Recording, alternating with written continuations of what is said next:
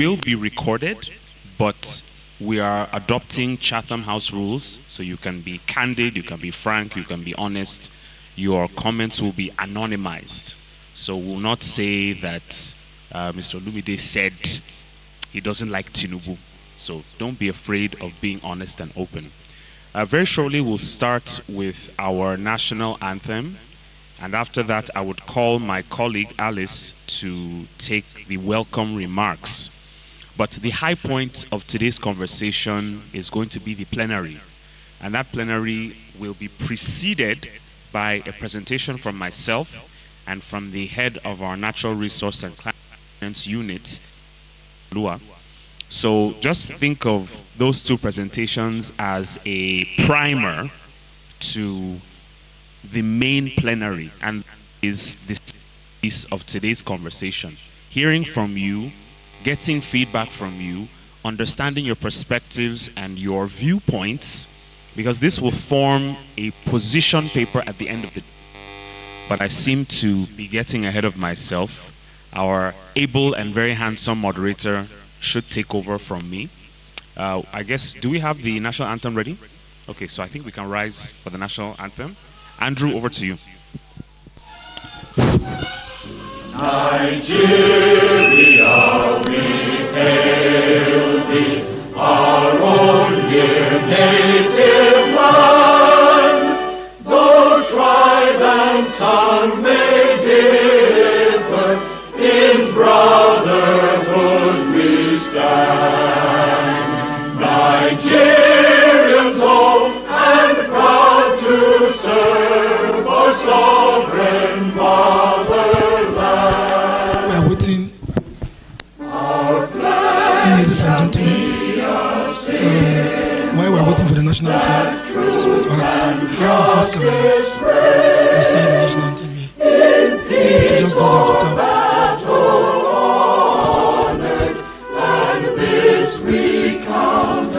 I have this handbook here that I could also, yes, that I could also read from.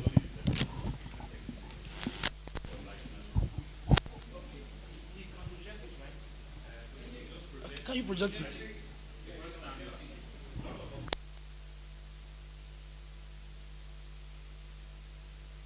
Nigeria, we hail thee, our own dear native land. Though tribe and tongue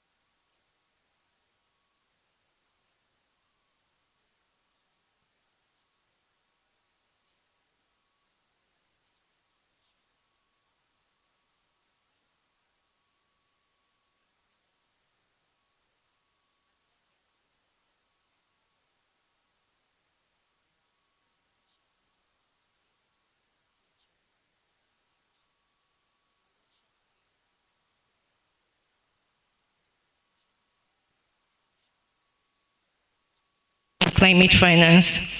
For example, between 2021 and 2022, we track about $2.5 billion of climate finance. So we aim to explore how to track service delivery related to climate action, ensuring that every dollar spent translates into genuine progress on the ground. The stakes are high, and the conversation we have here today will crystallize real change. We encourage your voices are very valuable, and together we will continue to advocate for a more transparent and effective budgeting, especially around climate finance. Thank you once again for coming.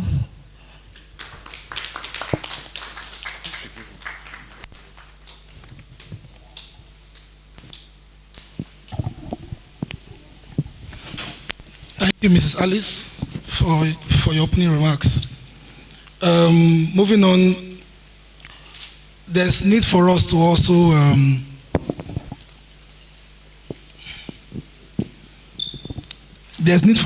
know ourselves, and we'll start by introducing ourselves one after the other. Thank you. Good morning, everybody. My name is Julian Adetiniyo from Democracy Radio / Federal Radio Corporation of Nigeria. Good morning, everyone. My name is Vivian Emehelo, and I am the Director for Programs and Admin here at the Sheikh Yaradua Foundation. Good morning, everyone. My name is Lillian Mbaibu. I lead the Governance and Civic Engagement Program at the Yaradua Foundation. Happy to be here. Good morning, all. My name is Sidong Smart. I work with Quebec Kase Women Development and Resource Center as the Senior Program Officer. Good morning. My name is Edidion Dixon. I'm with Policy Alert.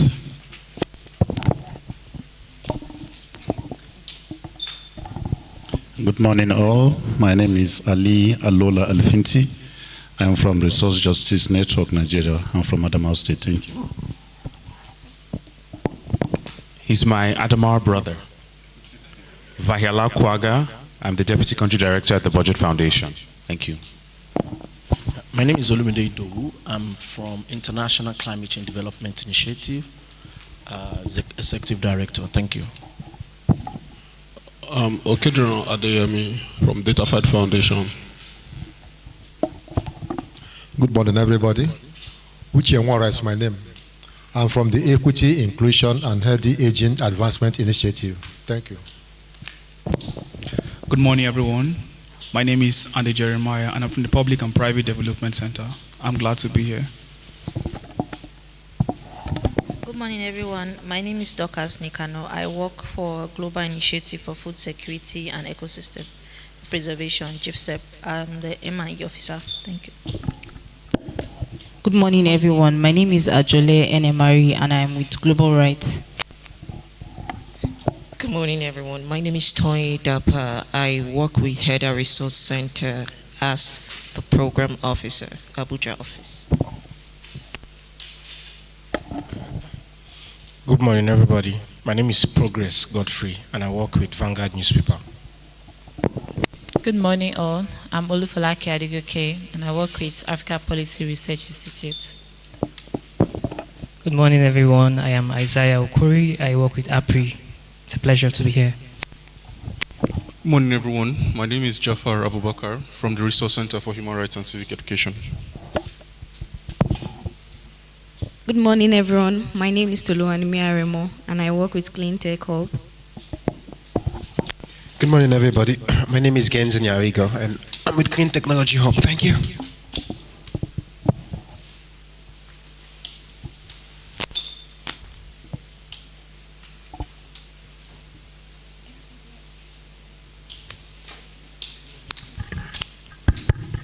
Good morning, all. I'm a researcher. My name is Nicholas Adeni. I work with CGID. I'm a researcher, and I coordinate the climate change project at the center. Okay. Good morning, everyone. My name is Mr. Friday Ogezi. I work for ActionAid. I support the climate justice work for the West African region, but I'm based in Abuja here. Thank you. Good morning, everyone. My name is Stephen Idoko. I am a programs manager with the Inclusive Friends Association and a resource mobilization expert. Thank you.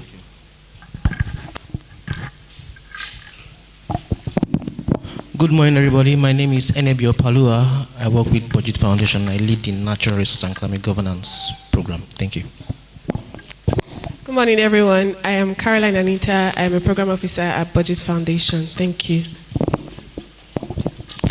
Good morning, everyone. My name is Saitowai Glory. I'm an intern at Budget Foundation. Thank you.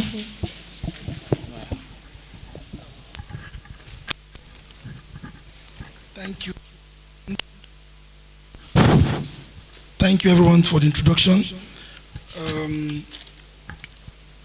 Next will be a presentation from Budget Deputy Country Director, Mr. Vayala Kwaga, and he will be talking on fiscal sustainability and stakeholder action for climate finance.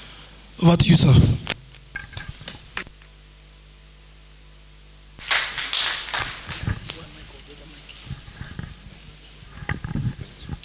So I'm used to standing to give presentations, so it feels so weird sitting down.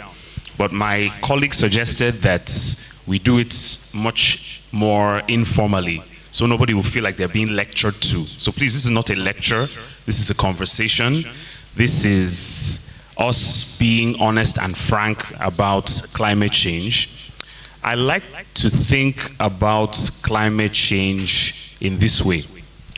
So in your office, we all would prefer to work in an office that is pleasant, that is fun, that is at least peaceful. But for you to have a pleasant, peaceful, and fun office, you have to be an agreeable person. So if you are not agreeable as an individual, you are harming the pleasantness, the peace, and the fun of the office.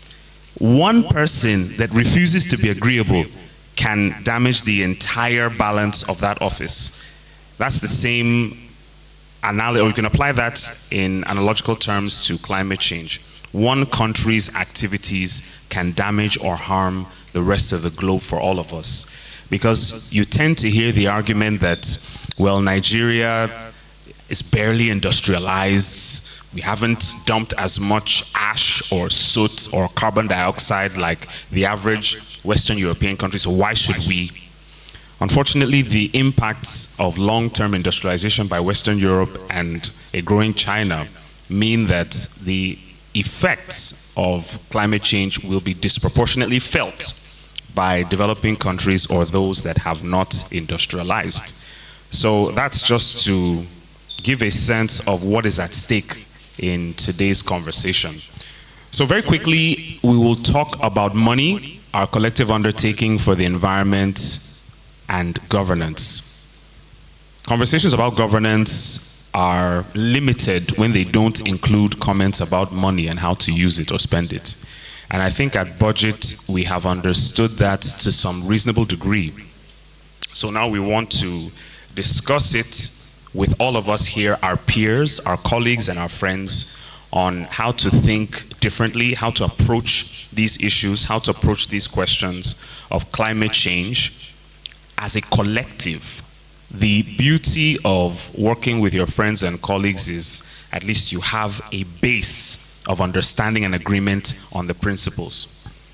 So what you can see on the screen is essentially what we think, where we think our minds should be as far as the conversation is concerned.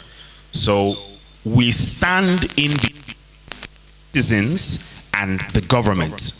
So we are that intermediary, and simplification and breaking down complex technical, difficult concepts and practices and rules and regulations and politics is essentially what we are meant to do, especially for a topic like climate change that is highly scientific, but also pretty weird. If you tell the average Nigerian that what is now Lake Chad covered the size of Nigeria that extended up to Yobe State, that Lake Chad was as big as some states in Nigeria, a lot of people may not take that seriously. Or you tell them even further back in human history when the Sahara Desert actually had vegetation, a lot of people would not even believe you. But because we are experts and we're meant to bridge not just the government-citizens divide, but the scientific information and citizens divide, we must come to the conversation with that understanding. And that applies to the economy, because conversations around climate change are conversations about public sector funding and private sector behavior as well. So I like to think of myself as a dramatic person. So the last line is particularly dramatic. We acknowledge the past, analyze the present, and project the future with rigor, conscience, and detail.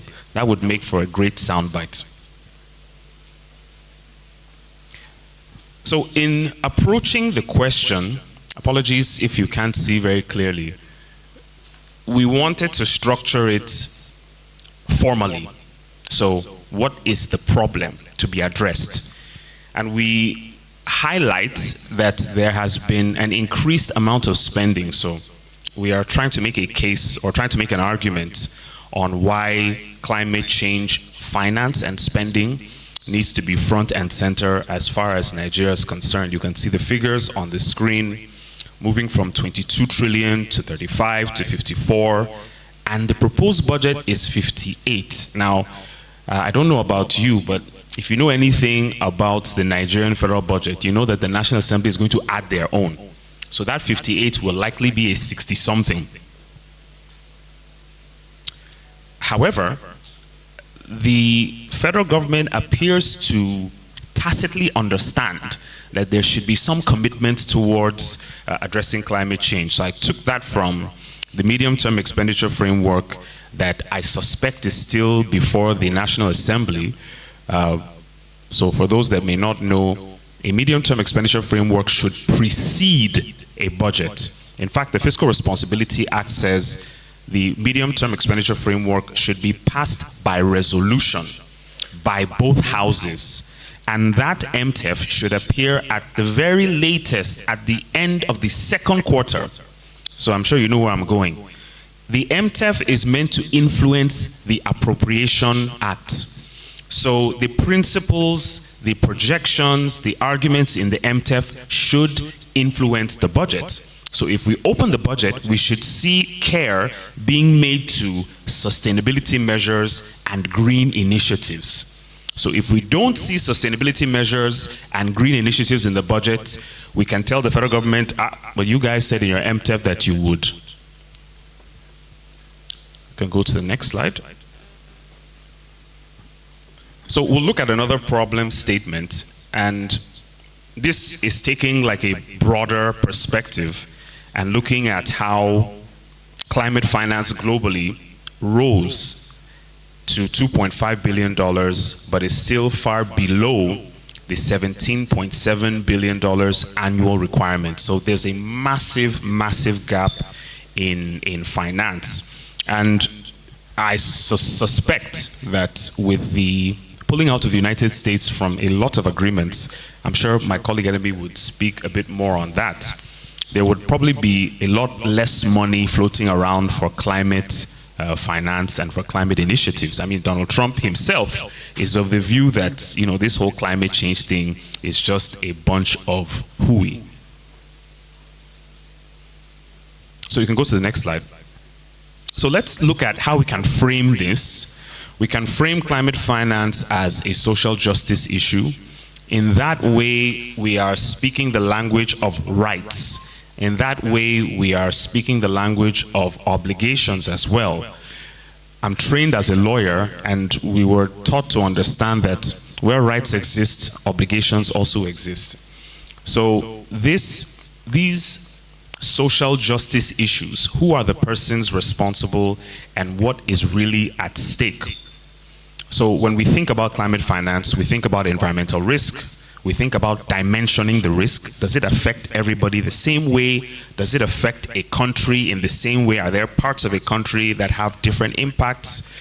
Does it depend on income profiles or your health disposition? Who pays for climate adaptation?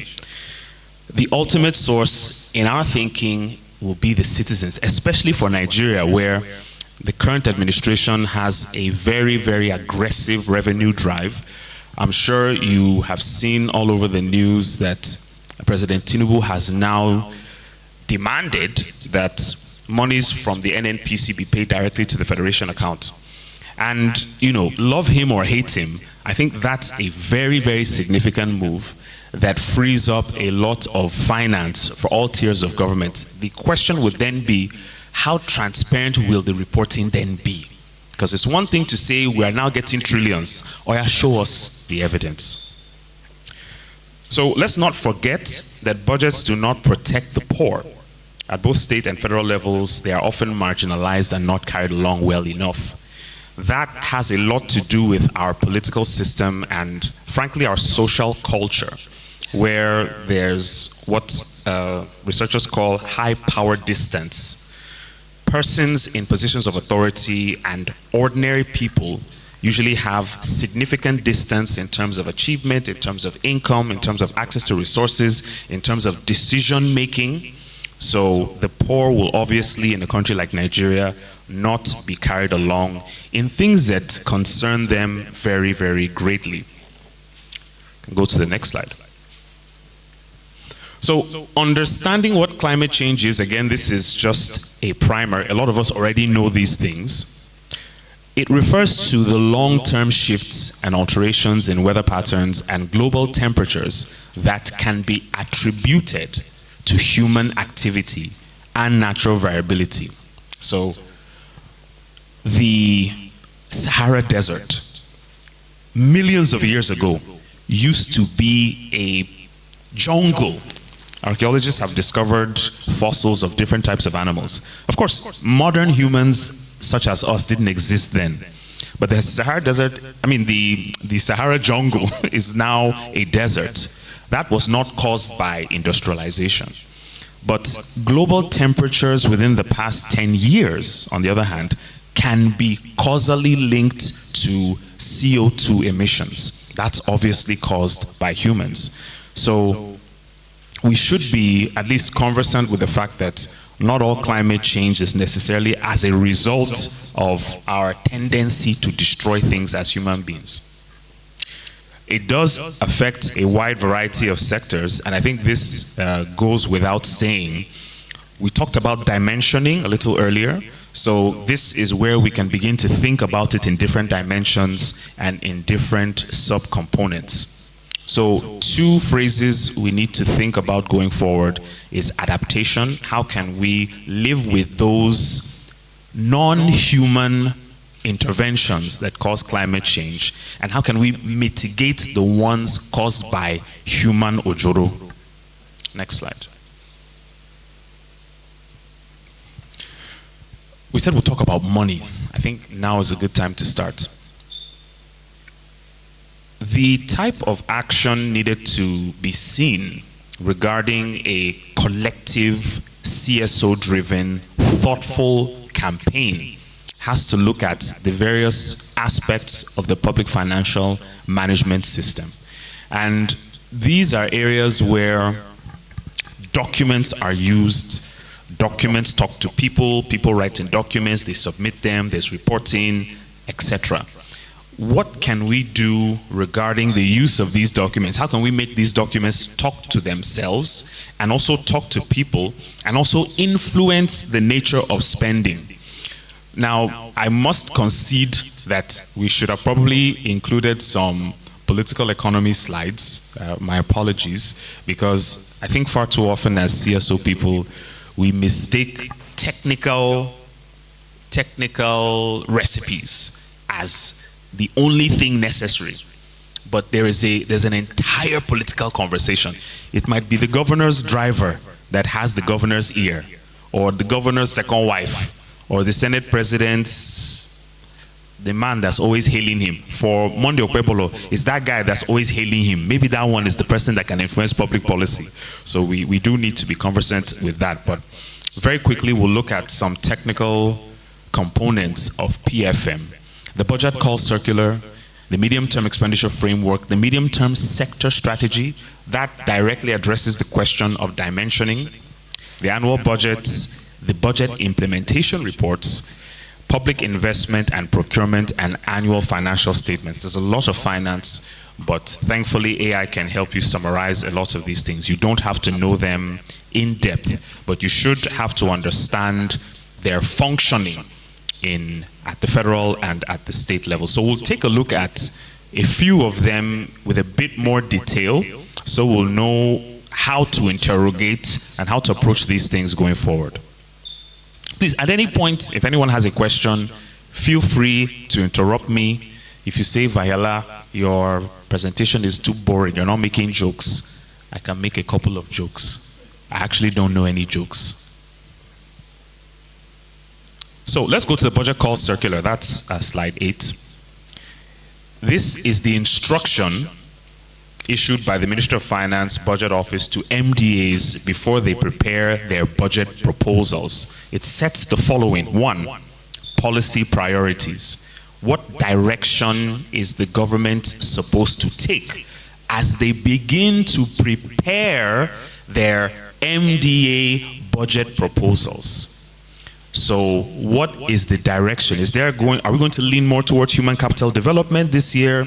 Are we looking more at infrastructural development? Are we thinking more about energy and power? Are we looking more at security? Are we focusing a lot more on maternal health and neonatal mortality as opposed to non-communicable diseases? The budget call circular is the document instructing MDAs to begin to formalize their thinking. It also talks about spending ceilings. So in your policy prescriptions, in your grand policy statements, there is a limit to how much you can spend. Templates, how to fill documents that relate to budgeting and reporting requirements. So at the federal level, because this conversation is necessarily a federation conversation, federal government, states, if possible, local government, if you can pull their ears, because we have not been able to pull the ears of local governments very well. Engage the budget office before the budget call circular is issued. So knowing when this budget call circular is issued is one thing. Engaging before it's issued is another. So we can begin to actually see what we intend to see, thereby creating a path for the money and for the policy to follow. If it's able to start from the call circular, you know that it can have a cascading effect from call circular to proposal, from proposal to appropriation bill, from appropriation bill to appropriation act, from act to implementation. So in approaching the budget office and the MOF, we can think about advocating for the following. So everything we are putting here, to a very large extent, is will I say, our ideas or thinking. Obviously, we have the responsibility to come up with better advocacy statements, tighter, more tightly worded statements. So climate budgeting, tagging requirements. For anyone here that is an accounting person, the National Chart of Accounts has the functional classification and program classification. Maybe we can make a case for the tagging of climate, of a new line in functional classification or program classification relating to aspects of mitigation and adaptation. Mandatory reporting of climate-sensitive expenditure, requirement for climate risk assessments in capital project proposals, etc. So again, this is just to sort of stimulate our thinking on the types of asks we can put forward to the budget office at the budget call circular stage. Subnational level is essentially the same. State ministries of budget and planning. Here we can think about climate screening requirements for infrastructure projects. So if there is some massive infrastructure that has significant impact or will be affected or will affect mitigation strategies, now would be the time at the budget call circular at the state level to bring in that conversation. Next slide, we'll look at medium-term expenditure frameworks. So this is the document that we just spoke about a few moments ago. And it's a 3-year rolling plan. So obviously an MTEF should speak to climate change. It was one of the first things I quoted in my first slide. That was taken from the 2026 to 2028 MTEF. Now, MTEFs are 3-year in scope, but they are produced yearly. So MTEFs, in essence, will change every fiscal year. But they should have some underlying principles of operation and implementation. And here I say that climate adaptation is capital intensive and long term. If it is not reflected in the 3-year fiscal space, it would be ad hoc and not formal and not structured and not routine. At the federal level, of course, engage during MTEF public hearings. Does the National Assembly really bring us into the room when they are having MTEF hearings? I don't know what our experience is like. I mean, we'll talk more about that during the plenary. But for us in budget, not so much. At the subnational level, not all states prepare MTEFs. We score and rank states that prepare and don't prepare. So we know that not all of them do. So again, at the state level, CSOs can seek for climate-sensitive revenue forecasting, e.g. flood damage impacts on agricultural revenue, especially in northern states where agriculture is still a significant component of state IGR proceeds from that. The economy is driven largely by agriculture. What do states need to do to even report on losses from flooding or desertification, etc.? Next slide. So medium-term sector strategies, your agric, your works, your health, your education. How can we think differently about those MTSSs that are meant to specifically hone in on a detailed sector of the economy? Now, these are prepared by MDAs, of course. And how can we introduce adaptation, mitigation, resilient strategies to the sector strategies as CSOs? So some examples for agriculture: climate resilient farming investments; for works, flood resilient road and major building design; for water resources, drought mitigation; for health, vector disease surveillance. Now, CSOs can demand the following: inclusion of local climate vulnerability mapping, community-informed adaptation priorities, and explicit budget lines for resilience. So please, as the conversation is proceeding, put your thoughts down, your inquiries, your queries, your questions, your confusions, so we can treat these things in more detail during the plenary.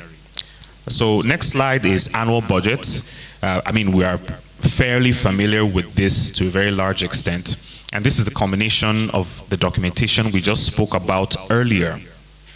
So federal level has potential advocacy actions, subnational level has potential advocacy actions. The beauty at this stage would be if you get the budget call circular right, if you get the medium-term expenditure framework advocacy right, the budget will be something easier to handle and to grasp as civil society.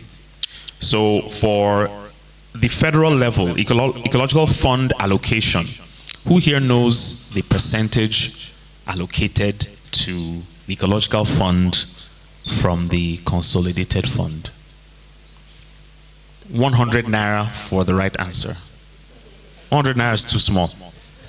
Andrew said 1,000. Andrew will pay you, not me. So that's a quiz at the end of this presentation. So CSOs can compare climate risk exposure versus budget allocation.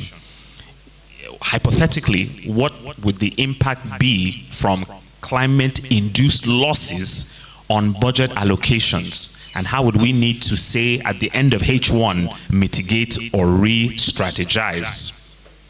Next slide. Budget implementation reports are my personal favorite component of the PFM system because they give you a view into how well the money has been spent. I mean, they come about 2 months after they should, but I mean, the law gives states and even the federal government enough time to prepare. So here we can see precisely how much the states have spent vis-a-vis those climate-related line items. so we can actually track progress, and this will inform subsequent budgeting. This will still dovetail back into the budget call circular of the next fiscal year. So this is a cyclical, somewhat iterative process.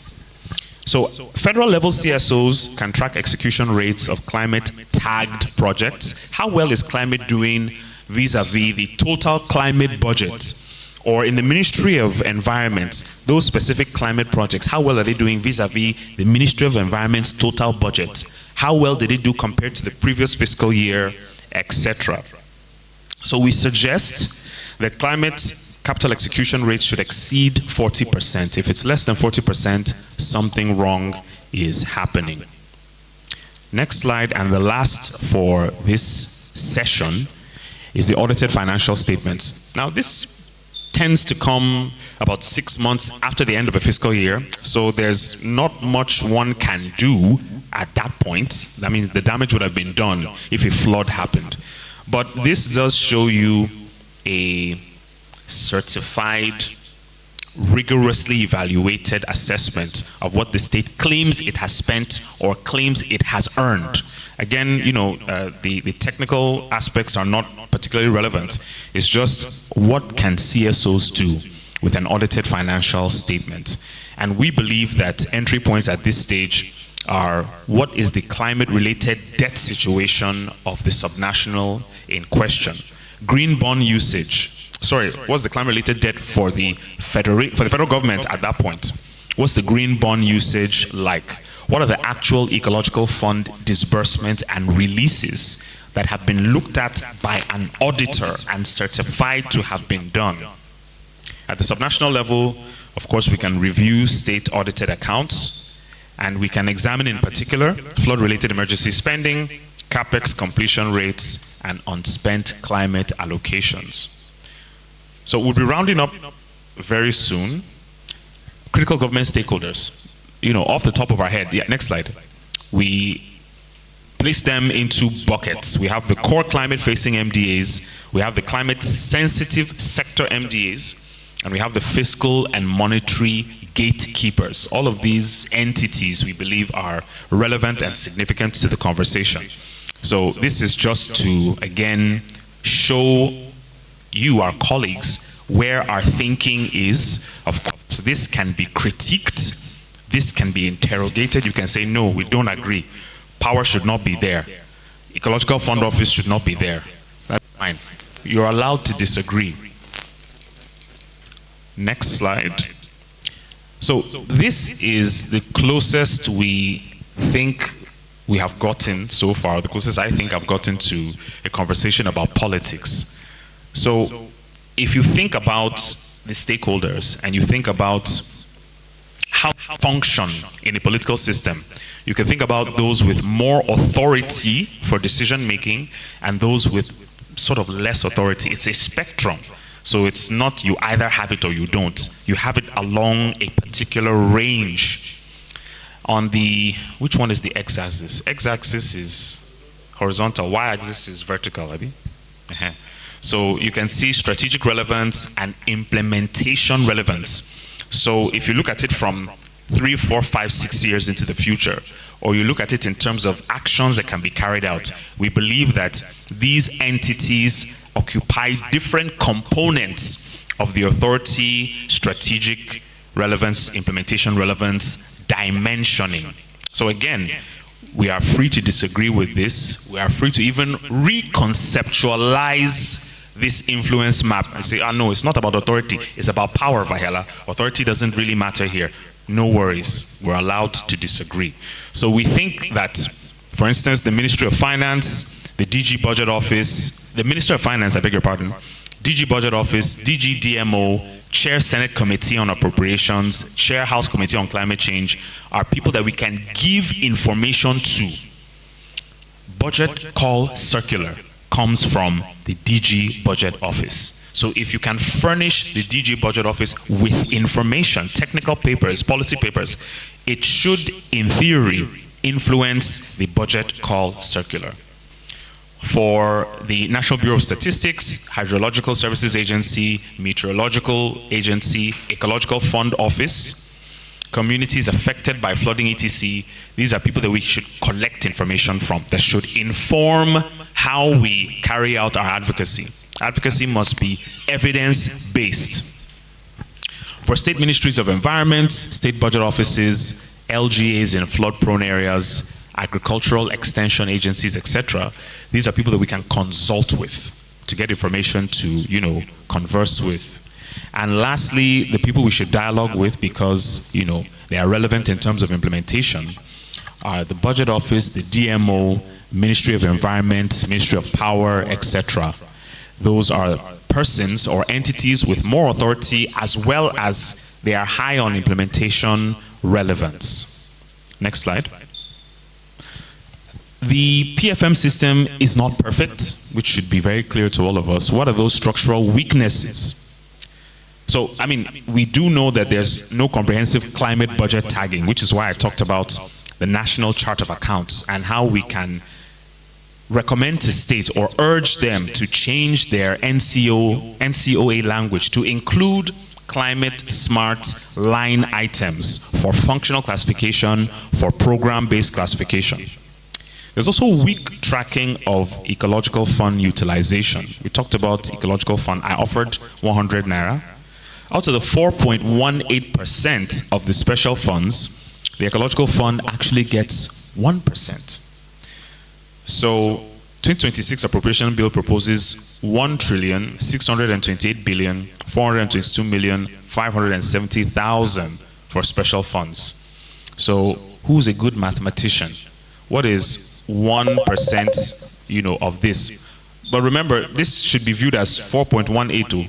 So those of you that are good at math, I'm a lawyer, so I'm terrible at math. I can't solve it. But what is, if you divide this by 4.18, what is 1% of that? That's what's going to the Ecological Fund Office. Capital execution rates are generally poor. I'm sure you have read our publications of how many times the federal government has been unable to exceed 55 to 60% execution. And fragmented donor integration. Yes, we have donors that are interested in climate change, but are they doing it from a cohesive, organized perspective? Lastly, debt finance climate spending. A lot of these interventions may be for mitigation, and they may not have any funding or revenue that comes out of them. So if we borrow to mitigate, how will we pay back? We'll be rounding up very, very shortly. So the potential advocacy approaches, we are thinking of climate budget shadow reports that can be published maybe every quarter, that can be presented to various government stakeholders. Climate allocation and execution tracking. So line items, capital expenditure.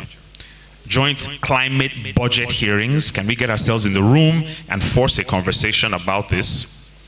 Climate risk fiscal briefs. Subnational climate fiscal rankings that compares states on whatever we choose. Climate resilience, climate fund disbursement, mitigation strategies. The list is up to us to determine. And ecological fund transparency. How many of us know that the Ecological Project Office is under the Office of the Secretary to the Government of the Federation? Oh, wow. Nice one. I'll correct. Where the money is exactly. So a lot of our attention should be there. And lastly, we believe, next slide, slide 18, our fiscal sustainability is already under pressure. That's pretty clear. The climate isn't something that will happen sometime. It's already existing, which is how salient this conversation is. Again, this is not just about catchy words and phrases, but real life actions that will determine in no small measure our survival as a species. So here I say thank you for listening.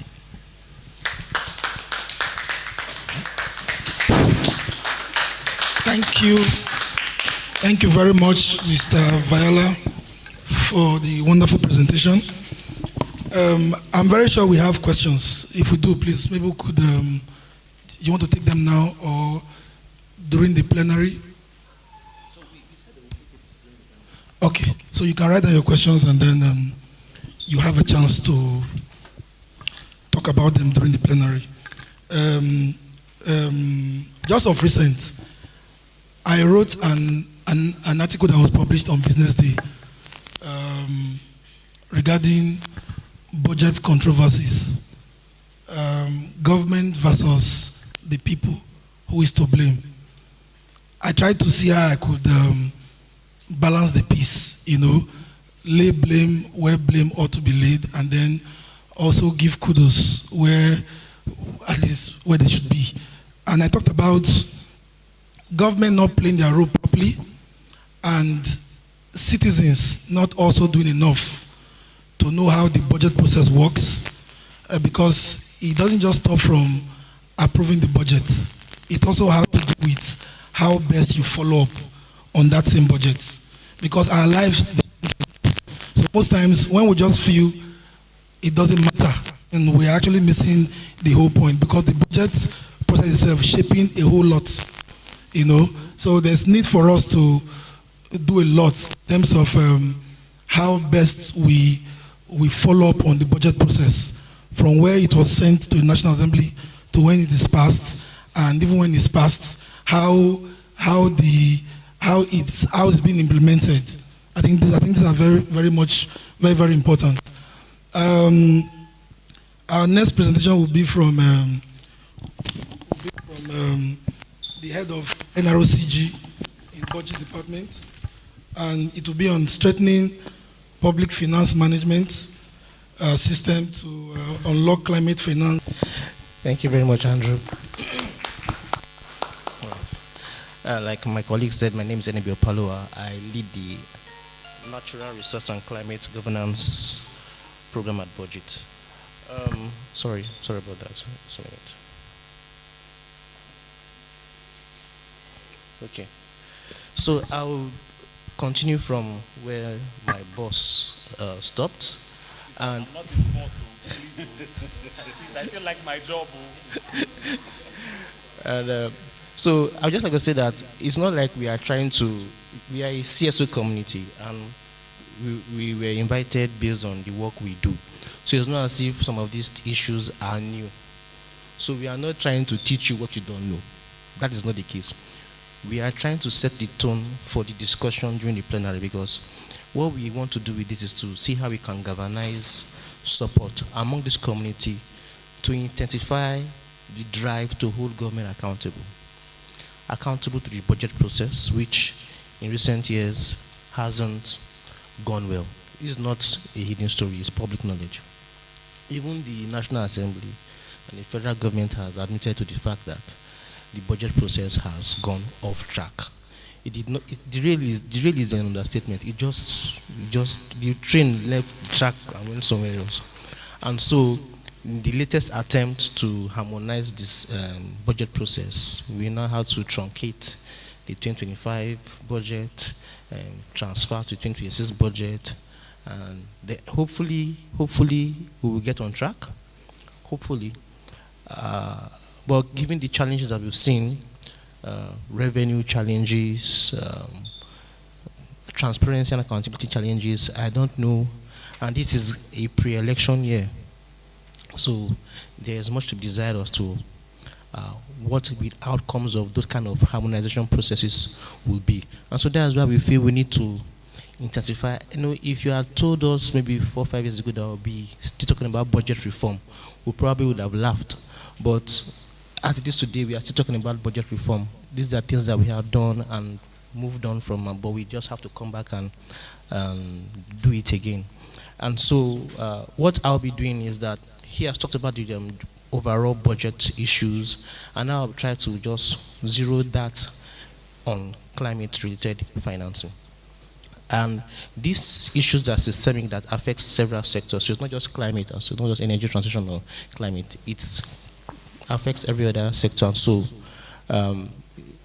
trying to see the nuance in how it impacts climate is what I'll be doing, and see perhaps propose some kind of action that we can take as CSO going forward to contribute our quota to improving the process. So I'll begin now. I'll be talking about strengthening public finance management systems to unlock climate finance in Nigeria. Next slide, please.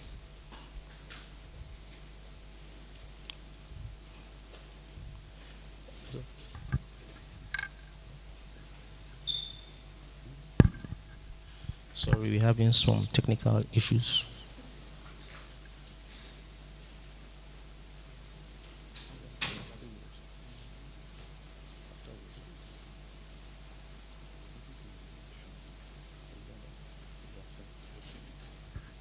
Sorry, the slides will be coming up. Are you ready?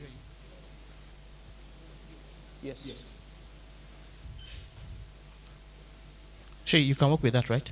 Okay, good. So any second now will come up. So while the slides are coming up, I noticed that we've been trying to get people to sit down on this chair, but they've been declining. I don't know what is hot about this seat that our guests don't want to sit down. So I felt instead of us letting the camera turn all the way to that corner to catch me, let me just come here and give me a presentation here. After that, I will get up again. I'm not running. All right. While the slides come up, the presentation will follow this format. I will start with green accountability, explain what green accountability is about, and then we'll go to climate budgeting overall and then in Nigeria, and then observations and challenges that we've seen with climate finance in Nigeria, and then advocacy points, some proposed advocacy points that we think can be done. Sorry, the screen is not. No, so it's like zoomed in. Maybe you should zoom out a bit, because the lower part of this screen is not showing. Right. So apologies for the technical glitches.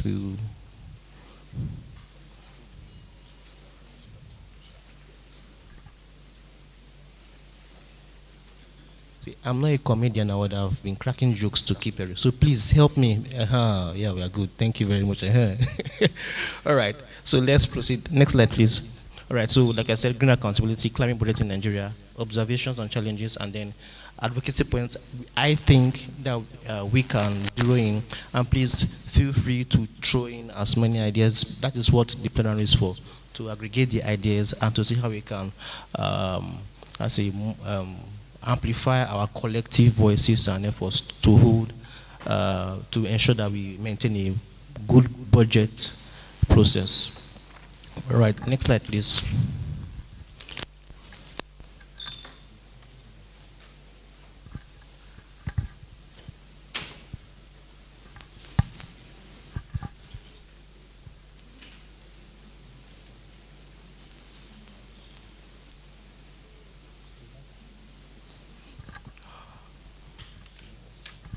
All right, green accountability.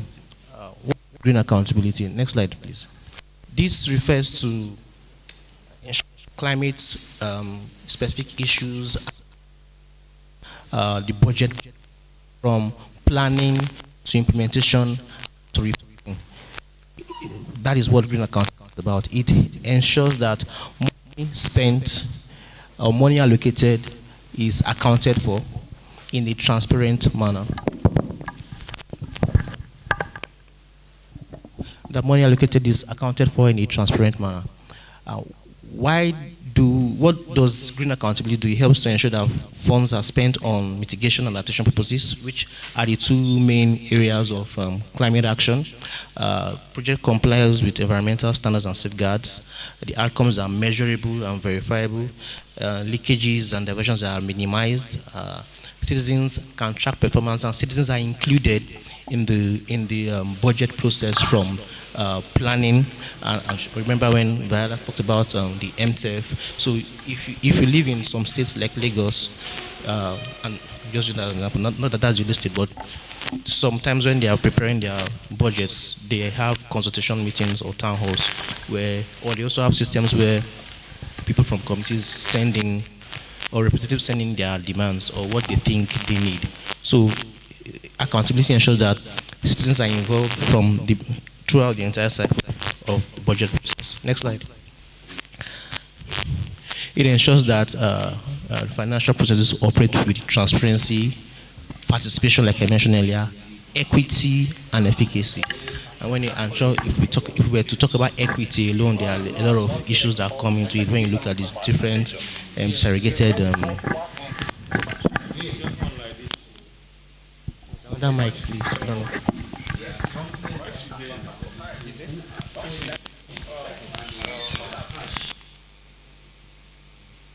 So, like when it comes to equity, you are talking about things like gender, people living with disabilities, different strategies, different hierarchies or categories of gender, the youths, children, and how budgets affect them. Budgets affect everybody. So, irrespective of your age, your gender, your social status, the budget affects you. I think it was when I think two major decisions. One was the 2023 Naira currency redesign, and then the 2023 floating of the Naira. That's when everybody knows that government, they touch everybody.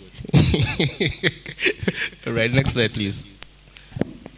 Now, this is the statement that just puts us in puts in context. Given the critical importance of climate finance or finance to combating climate change and facilitating global energy transition, it is critical to ensure that allocated funds are used for their intended purposes and implemented according to the required standards. Next slide, please. Why is climate finance, or why is accountability important to climate finance? Although we say finance needed is quite low. Between 2021 and 2022, Nigeria received $2.5 billion. In the same year, our climate needs were around $17 billion. So you can see the disparities, like more than times 10, 15 of what we need. So we know there's not enough, but it doesn't mean that 2.5 billion is not a large amount of money. And so we have to acknowledge that as well. Secondly, it has to have measurable environmental outcomes, and then these funds are subject to high safeguards and standards. So even if most of them are structured as loans, some of them as grants, but there are certain requirements that come with these loans, and so it is necessary that accountability is at the center of whatever financing that we get and we use to implement anything. Next slide. Now, one of the other issues that makes climate accountability important is because these funds, they come from outside the country, and there are certain requirements or standards that are necessary. One is that it should not be diverted. It must be spent on exactly what it's supposed to be for, and the system should be transparent. It also shows that you are eligible. So we have certain requirements that for access to loans, and a responsible or transparent PFM system makes you much more eligible to receive financing. That signals to donors that these people have done their due diligence and they are really unable to spend the money on what we are going to give them that money for. All right, next slide. Now we'll go to climate budgeting in Nigeria. Next slide, please. Now, climate budgeting is a system that mainstreams climate commitments. We have a lot of commitments in Nigeria from our NDCs. We have a third version, and we have various documents, the LT, LEDs. But see, from the MTF and other budget documents, climate budgeting mainstreams climate commitments into the decision-making process of and policy actions of the government. It is done at national and sub-nationals, and we'll be discussing sub-nationals as well. And some of us were gotten from, not everybody is based in Abuja. Some people in the room also came from other states, because we also recognize the importance of sub-national action when it comes to climate issues. Right, so climate budgeting is done at both national and subnational level, and then it assigns responsibilities to these different implementing agencies and MDs. Many of you are familiar with the federal government budget. You understand that there are elements that the Ministry of Power implements, Ministry of Environment. So when we put here climate, the first ministry that comes to mind is environment, and then the NCCC. But you see, when climate budgeting now breaks it down into which MDA does what. If you are looking at sustainable housing, you're looking at Ministry of Housing. You're looking at power, renewable energy. In Nigeria, that is done under the REA, under the Ministry of Power. Then we're looking at things around adaptation, flood control. Ministry of Environment is largely the one that does that. So there are different things that are responsible for executing climate action, and that's what climate budgeting helps to do. Next slide. And what are the pillars? Mainstreams environmental sustainability, ensures coordination, transparency and accountability, policy signals. It's very important. It's a signaling tool to potential donors and grantors that we can work with you in your country. There are several international opportunities that are available to countries that are tied to climate obligations. And that is primarily the reason why we have some of these international commitments that we have today, is so that we can attract that fund. It's a way of posturing to ensure that we receive that kind of support.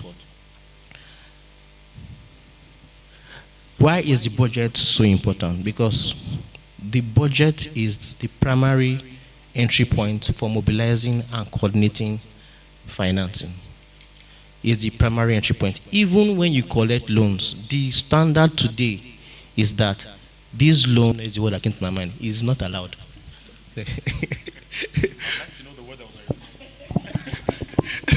So, for example, I don't know, maybe I should use this example here. We have a major coastal road going on in this country for at least a year or 2 years now. We've been looking for it in the budget. Have you seen it? You've seen it? Not when you think. Oh, finally.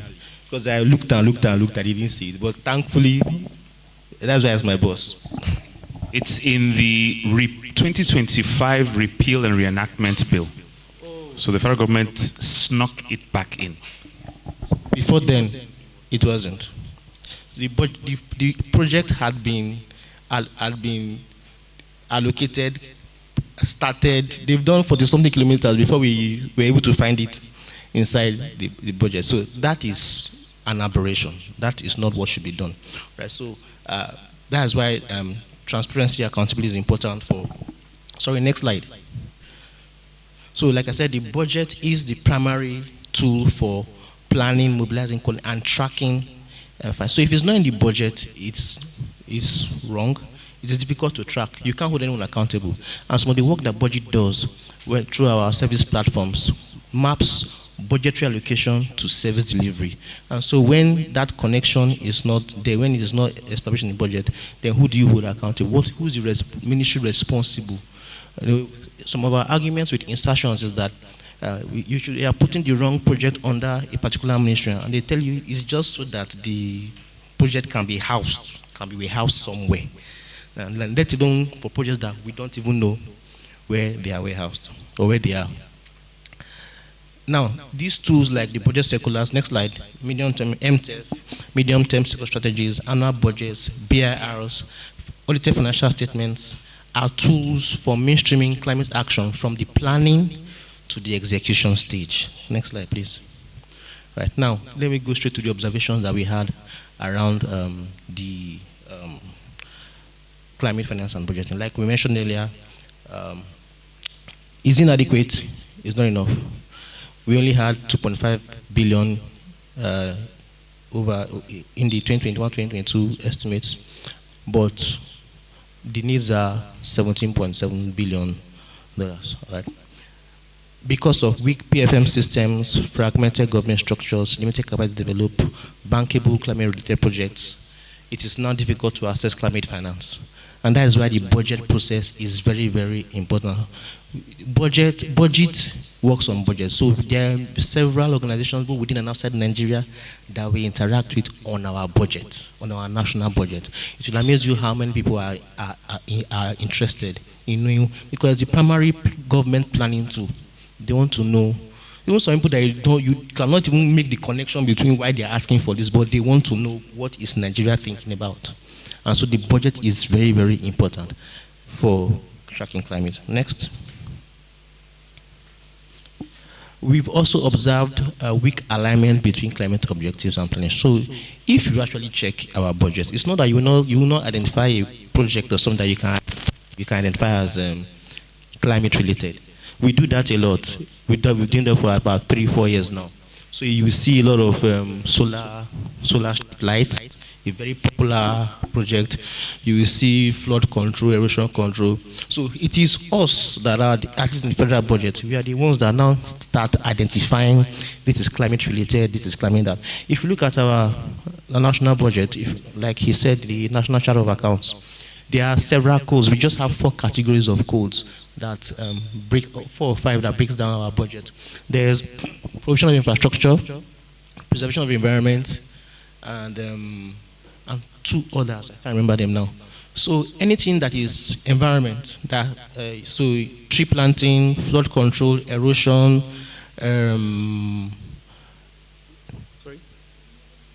renewable energy is under provision of infrastructure. So if you use the code for preservation of the environment to try and track those projects, you will not find anything solar street light, you won't find solar panel, you won't find mini grids. You will just see tree planting, biodiversity, erosion and flood control. That is not a comprehensive tagging system that allows us to track.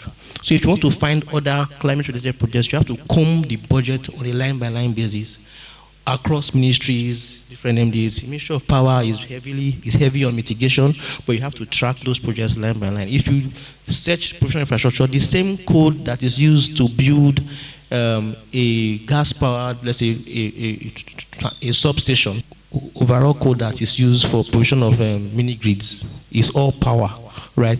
The same thing, road construction is under provision of infrastructure, so you cannot just lump everything into one. You have to comb it one by, which could be very, very cumbersome. And so that's why good tagging and tracking system is important.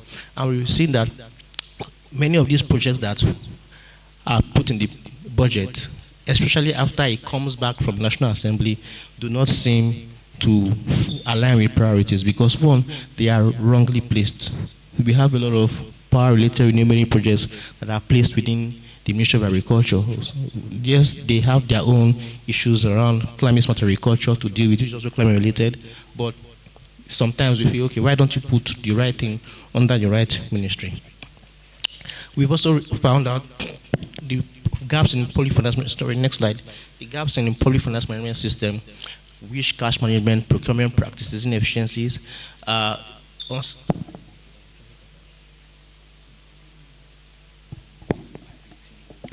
Yeah, so I just asked for an update. The Treasury portal of the government has not been properly functional for about a year now, and so that is also a weak tracking system. Our audited financial statements are still backed or outdated. So these are lapses that create gaps in the public financial management system, all right, that need to be filled. So these are some of the issues that we have observed in the process. Now, next slide, please. This slide now tries to compare, looks at government's budget and response to climate change, right? We've seen in the budget 3 to 5% of total allocation. Budget does an analysis of climate budgeting, and we've seen sometimes perhaps we need to allocate more into disaster management under NEMA. We've seen where adaptation is heavy under the Ministry of Environment, but most of our projects are mitigation. Mitigation takes the overall chunk of our, at least for 2024 and 2025. But overall, the climate budget share appears to be very small. Debt servicing is another challenge. Our debt service is higher than what we spend on climate. In fact, likely rivals what we spend in Ministry of Power as well. Is quite high. And I think 2026 is about 15%, if I'm correct. Yes, more than that. 20-something percent. I think 2025 was 15 also, probably. Currency inflation is not a new story. You know the volatility in the exchange rate. And then institutional readiness is weak, is slow. Yes, there are things going on. The NCCC is making efforts to push Nigeria's preparation for climate action, but we feel a lot of things could be done. Perhaps the government needs to be much more strategic in its priorities. And then economic growth has been quite challenging. Nigeria is just recovering, or is just coming out of. I tried to change the word recovering before some people come and hold my neck. But we had some very major policies, subsidy removal, exchange rate. So a lot of people will argue that we are not out of the woods yet. Some people, depending on who you talk to, some will say, the economy is getting better now. Some will ask you for who. They say, okay, what's the price of food? The inflation is coming down. What's the price of gari? Inflation is coming down. What's the price of rice? So that's why I chose my work here. But we are just coming out of a phase, or we are still, okay, we are out of a phase. It's the process. So we understand that the economic growth seems to be weak. The government has promised to increase that pace with the new tax laws and other initiatives, and hopefully that will improve as well. Next slide. Now the next slide now compares our federal and state governments' performance when it comes to climate action and preparedness. Right? The capital budget execution rate at the federal government has been 3%. We've seen Kaduna State seems to have a few positives when it comes to preparedness for climate action. They have a formal climate budget tagging system. Investment intensity for climate is about 16%. They have good high climate tags. MTEF planning is quite strong, probably even better than the federal government. I think when it comes to reporting, in recent years, the states have done better. And this is an offshoot of the SIFTAS project that made states to produce a lot of data that we now report. So what happens at state? All right, before then we didn't know. But now we have BIRs already that even after states have launched this, have released this reports, budget goes to gather all budget, all statements, all 36 states, and we put them on our Open States website. So if you go as far back as 5, see all of these documents at state level. The BIR at state level are much more comprehensive, are much more detailed than the BIR at the federal government level. So there are you can do better tracking at state on the overall when it comes to reporting over in the PFM system. So I think the states have gone further when it comes to transparency in the budget and PFM systems. The federal government may need to catch up on that. Kaduna seems to be doing well. Jigawa is trying to do some things as well, same as Kano, but no, I think of the 3 states that we picked in this category, Kaduna seems to have the best performance. Either way you look at it, they seem to be performing better than the federal government budget, and that is why this gathering is looking at primarily at federal government, but also what we can do to ensure that the state governments are also doing well. Now, this is just 3 states. Kaduna is 1 state. We have 36 states. If you check some states, it's not as well. My colleague was telling me that Akwa Ibom State's BIR is just 3 pages compared to the 60-something pages that other states produce. All right, because there's the budget by functionality, by administration. Yes, so because these are ways you can classify and report on budgets, but the federal government has done. Some states are not doing well on that, and so these are points of advocacy that we can begin to point out. Next slide. So what are some of the advocacy points that we have identified?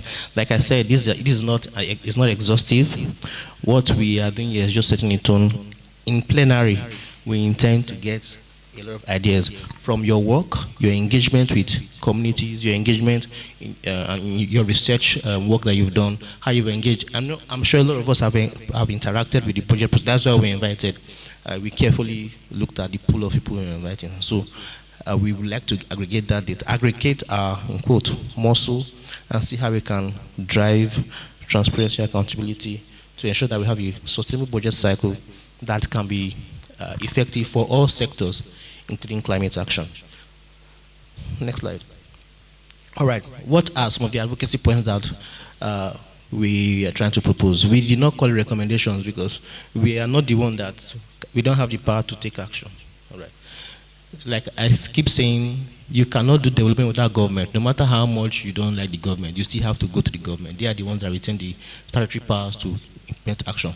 What we can do, we can help, we can support, and then we can shout if needs be. I think a lot of us know how to shout, but sometimes it's good to collaborate. So what can be done? First, we say embed climate action into medium-term and long-term planning.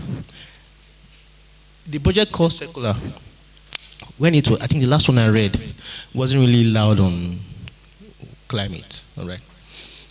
It's mentioned in the phrase, so that, okay, we mentioned it. MTEF has some references to climate as well, but we feel this can be much more organized into a better and organized, a better system, a better planning document as well. So climate action should be embedded into medium and long-term planning. I know we have the NDP, National Development Plan, that is coming up. If it has not been launched yet, it should be launched anytime soon. The last time I spoke with someone from the Ministry of Budget, they said they were incorporating these things into it. So it would be nice to see the document when it's released and examine it to see how much they've taken into account issues around climate action. Next slide, please. Strengthening climate responsive financial management. This has to do with enforcing budget formulation, revenue mobilization, planning. I think the budget process from the MTEF release, which should be around June, July of the, so for example, next year's budget, next year's MTEF, the MTEF for 2027 to 2029 should come out by June, July this year, right? Yes, then the score circular should come out around for next year, around that September. No. Okay. And then, yes, then the budget itself should be ready by ideally September, but we've seen it come out in October before. We've seen it come out in September, and that gives a lot of time for the National Assembly and for CSO community and every other one who's interested to review and make contributions. We've moved away from that process, and we are trying to see how we can get back to that process as a country. Even where we were before wasn't the ideal. The MTEF that came out in July ought to have come out a lot earlier than that. Right, but so even by the previous standards, it was still late, let alone what we are having now. Right, next slide, please. We like to encourage governments to develop bankable projects, and this is where the support that PACE provides. PACE has a climate finance toolkit and a guide to access climate finance that helps to helps governments, and not just governments as well, businesses to assess their preparedness and readiness to see how they can assess the necessary climate financing. It identifies a pool of financing sources, what they fund, and it helps you plan your projects, tying real environmentally related outcomes to the kind of funding you are intending to attract. And so that guide, that toolkit can help governments at various levels and also businesses, eco-friendly businesses, to plan and prepare themselves to access this financing. Next slide. Okay, and that's what I just mentioned about the PACE Climate Finance Toolkit. So it's one thing that we can advocate, encourage our state governments, or even through our platforms, try to drive this kind of engagement to see how our governments are better prepared to attract the required climate financing that is needed. Right, thank you. I think that's my last slide. Next. Yes, so I think, yes, we can now open the floor for plenary.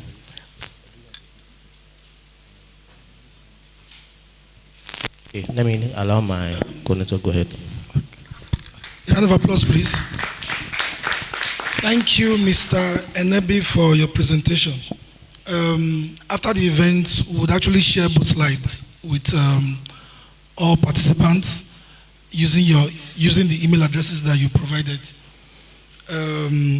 Before you, when you were talking, you talked about, Mr. Nebe talked about, we are not here to teach you what you don't already know.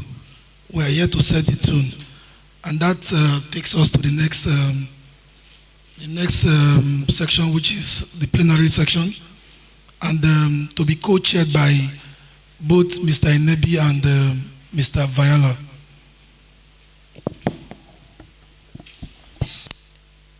Thank you, Andrew. So this is essentially it's a free-form conversation.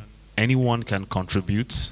I guess we'll just try to ensure that we are as precise as possible, because like I said, my colleague Caroline is going to give a rapporteur's report at the end of today's event that will basically chronicle the deliberations and some of the very salient comments. So again, feel free to disagree with your colleagues, but let's be polite. Let's be also conscious of time. And I think we can start the contributions. Also, just for, I guess, our own internal documentation, let us know your organization. If you don't want to tell us your name, but if you want to tell us your name, please name an organization is always welcome.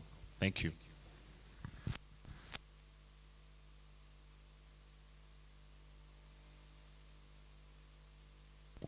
Okay, good morning, everyone. Thank you so much, the budget team, for the presentation. I think it's very critical if we want to see climate adaptation in Africa and Nigeria, where we are seated, and also see how finances flow to support those who are mostly affected. My name, once again, is Mr. Friday Ogezi from ActionAid Nigeria. I support the climate justice work for the West African region, but I'm based here in Abuja.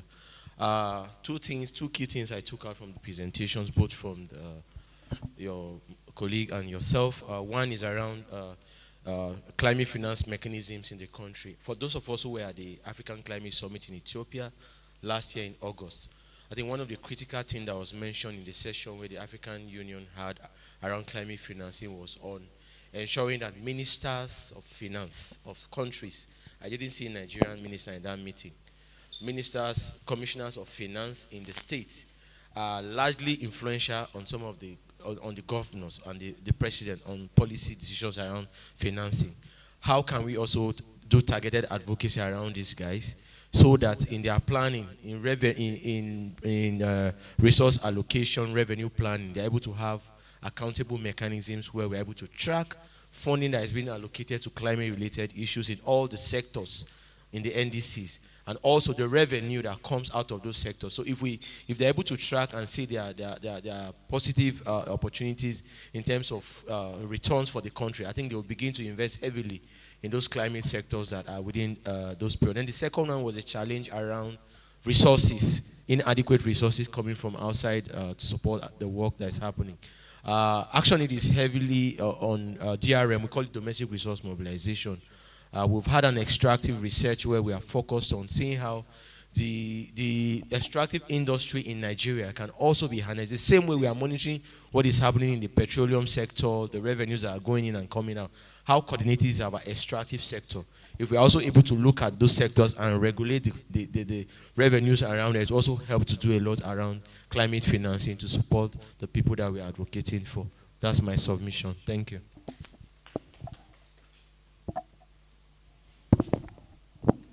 Okay, considering the background that was given earlier around the shortfall associated with external funding and generally with the risks of externalizing the cost of adaptation and mitigation, I noticed something. So mine is a question.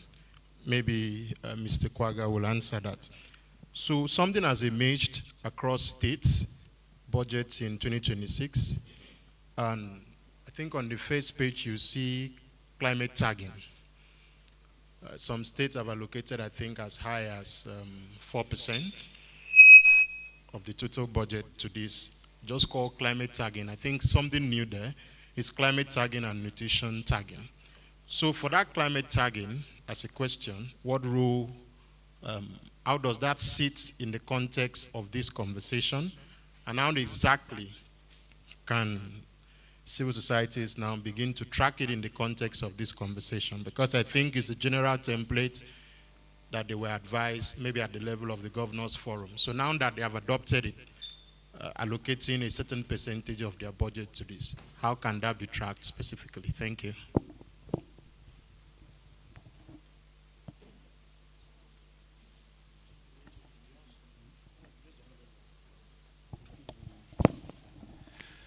Thank you very much for these wonderful presentations. It's actually, me particularly, it actually provoked me in the sense that it provoked me at least to put more effort when it comes to issue of climate, more especially when it's on the aspect of the financing. I have some issues that I have drafted here. I don't know whether I can exhaust them, but just borrow me some few minutes, of which I will try to look at it. This issue of invariably it will discourage people too, because this is the only source of power, fire that people use to cook. People go for charcoal and this, what we call itachi.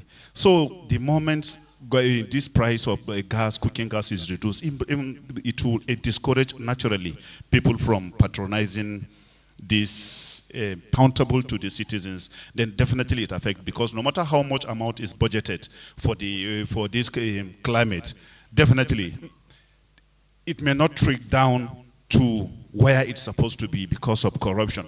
So I want to encourage the civil society organization, if possible, let's begin to track these budgets. It's one thing for you to make a budget, it's another thing for the budget to be implemented or releases on issue of the budget.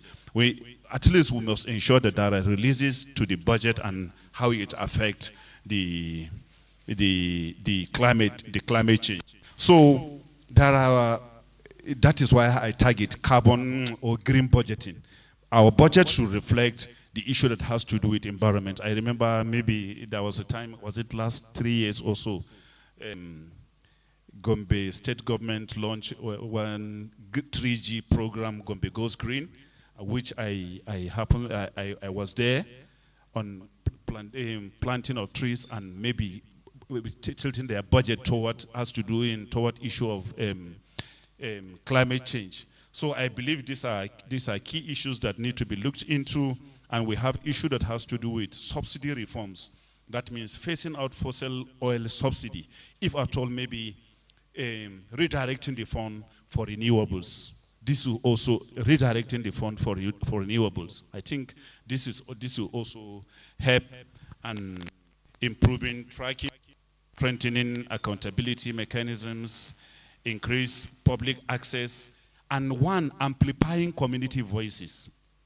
Because these community voices are the people at the grassroots, and sometimes we have agents there, but when we amplify the community voices, whenever there is something, as a slogan of national orientation, as they say, if you see something, you say something. So if at all these community voices is amplified through community sensitizations, awareness creations, and other things, it will definitely help in mitigating these issues and other issues like that. So we must try as much as possible to do just that. At least I believe, in my own opinion, it will help in even the budgeting. When we track the budget, when the budget is there and has in their own presentation, that the DG of the budget office, at least the civil society organization should be able to engage him on issue even prior to the budget, during the budget, and even the Minister of Finance during money releases, and the Office of the Accountant General during money releases, because it's one thing for you to have the budget and it's another thing for you, the money to be released to you to implement what is there in the budget. Thank you very much.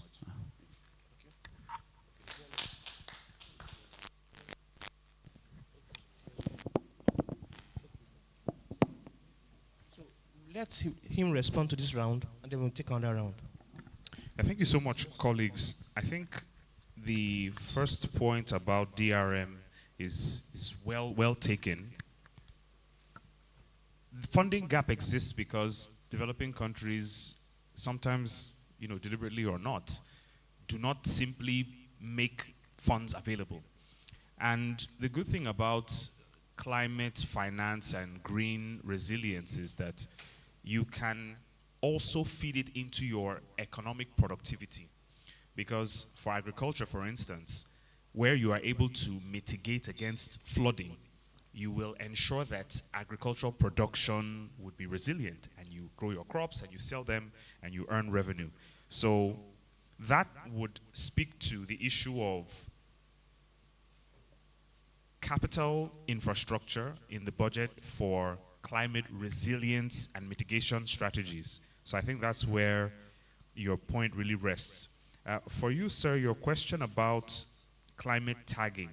Yes, I think that's most likely an invention at the level of the Nigerian Governors Forum, and it's something that we should look into in terms of understanding where exactly this money is going from an accounting perspective. You can say a lot of things with accounting, but it's important that you structure your framework for revenue, for expenditure. So perhaps in budgets, maybe we can make some attempts at getting these frameworks, because the NGF produces a lot, and for federation conversations, it's critical that we know precisely what these things mean. Is it just for revenue? Is it just for expenditure? Is it for expenditure and for revenue? You know, what type of classification would that involve? My brother here also mentioned several things. I won't go through all of them, but I completely agree. I love David Easton's definition of politics. I never understood it for years until one day I sat down and I asked myself, this guy was brilliant, you know. This is not a political science class, so I won't bore you. I love your comments about linking the problem of deforestation with the lack of accessibility to cheap and, you know, freely available cooking gas. That again is part of the climate conversation, and I think Enebi may want to comment on that as well. He's the climate expert. Me, I'm just the budget guy. Subsidy reforms, completely agree. Lastly, your point on community sensitization is apt. There are several states that take their time to talk with citizens through what you could call needs assessment conversations. That could be the Citizens Budget Forum. It could be the quarterly engagement that some state houses of assembly have with citizens on the implementation of the budget. But whatever the case is, we should constantly be aware not to drown out the voices of the citizens, because they have a lot to say as well. I think that's it from me. Thank you. I'll just quickly add a few things. So one thing that I think maybe if we didn't mention it before, let me mention it again. Some of the outputs from this workshop would be a CSO position paper, advocacy briefs, and a communique. Now, we intend to use these as tools that we will now use to engage with the relevant authorities. So when you mention engaging Ministry of Finance, commissioners, those are people that are in our radar. And we don't mind the recommendations that they give us. You could give us more agencies that we can engage. We are already currently doing something through the process. In the last few weeks, we've engaged with the National Assembly, both the Senate and the House of Reps. That is the legislative arm. We'll be proceeding to the executive arm as well. And this CSO workshop is supposed to feed into that process. So our recommendations here are going to be taken very seriously, and we follow up in that action. So secondly, we intend to do it collectively, and I will like you, everyone here, to sign up. If you don't want to, like your name or your organization be added to the advocacy brief for the CS supervision, but that's fine. But as many of you who are willing to join your voices to that process, we'll be happy to have you join us so that we can go as a collective voice in preparing these documents for advocacy with the relevant agencies. I think if we aggregate our voices together, it probably may push more weight. And then for the issues around climate tagging, beautiful. The thing is that not just budget, but several organizations, some of you who are here, have been advocating for climate tagging in the budget process to help us track budgets much more better. I mentioned earlier where if you have to go, in the national budget, you have to go to the Ministry of Power and start combing the budgets on a line-by-line basis to get the relative, so something like this, if it's done properly, will make the process much easier to track and report. Budget, we definitely look into it. For as many states that have begun that, I mentioned a few, we will continue to do that, and that will help us a lot better to track at sub-national level. Hopefully, this can be implemented at the federal level as well going forward, hopefully very soon. And then the area of deforestation. Yes, they are setting, like I said, climate finance is targeted at specific environmental related outputs and goals. One of the things that the PACE climate finance toolkit can help governments do is to identify these outcomes and tie them to the kind of funding that are available. Excuse me. And this toolkit can help you map the funding sources that can fund those projects. So for a state that is suffering from deforestation, there are partners that you can access through the toolkit. And this is speaking to government, but as a CSO, it doesn't mean you can identify it and perhaps use it as an advocacy tool to your government and say, this is an opportunity, this is a chance that we can use to target our diminishing forest. If you hear the rate at which deforestation is going on in the north, it's alarming. The last time I looked at it, it was 2 kilometers per annum, if I am correct. That is too harsh. We are losing a lot of arable land. And that is one of the reasons why cattle rearers, I'm choosing my words carefully, why cattle rearers are moving down south, all right, to look for much more greener pastures to feed their cattle. Yes, I said cattle rearers. I chose my word carefully. All right, so it is important that we have this kind of connections that we can make, and the PACE climate finance can help we help those, and we encourage. They're already working with several states, so perhaps there's something your state is already doing in that direction. It's something that we can even proceed to find out and make those connections and see how we can amplify that process. All right, so the next round of questions.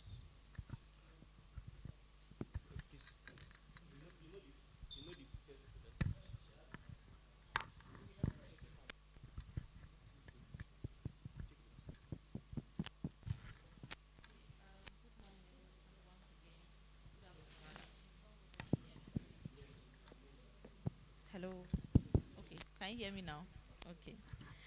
My name is Dorcas Nikano. I work for GIFSEP. So I have a question, and then you said a suggestion, right? So we can make recommendations, suggestions. Okay. Okay, so my first.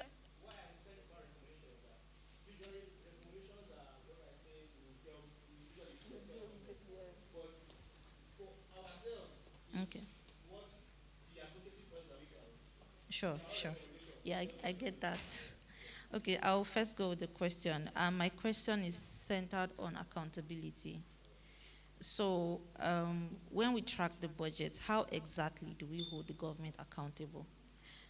When we present these reports of our tracking and monitoring, how exactly do we hold them accountable? And when we send these reports to them, how are we going to ensure that they're able to improve upon the next budget? Because I feel we keep doing this year in, year out, and every year you almost see a copy and paste of the previous year's budget with just little additions. So how exactly do we hold the government accountable?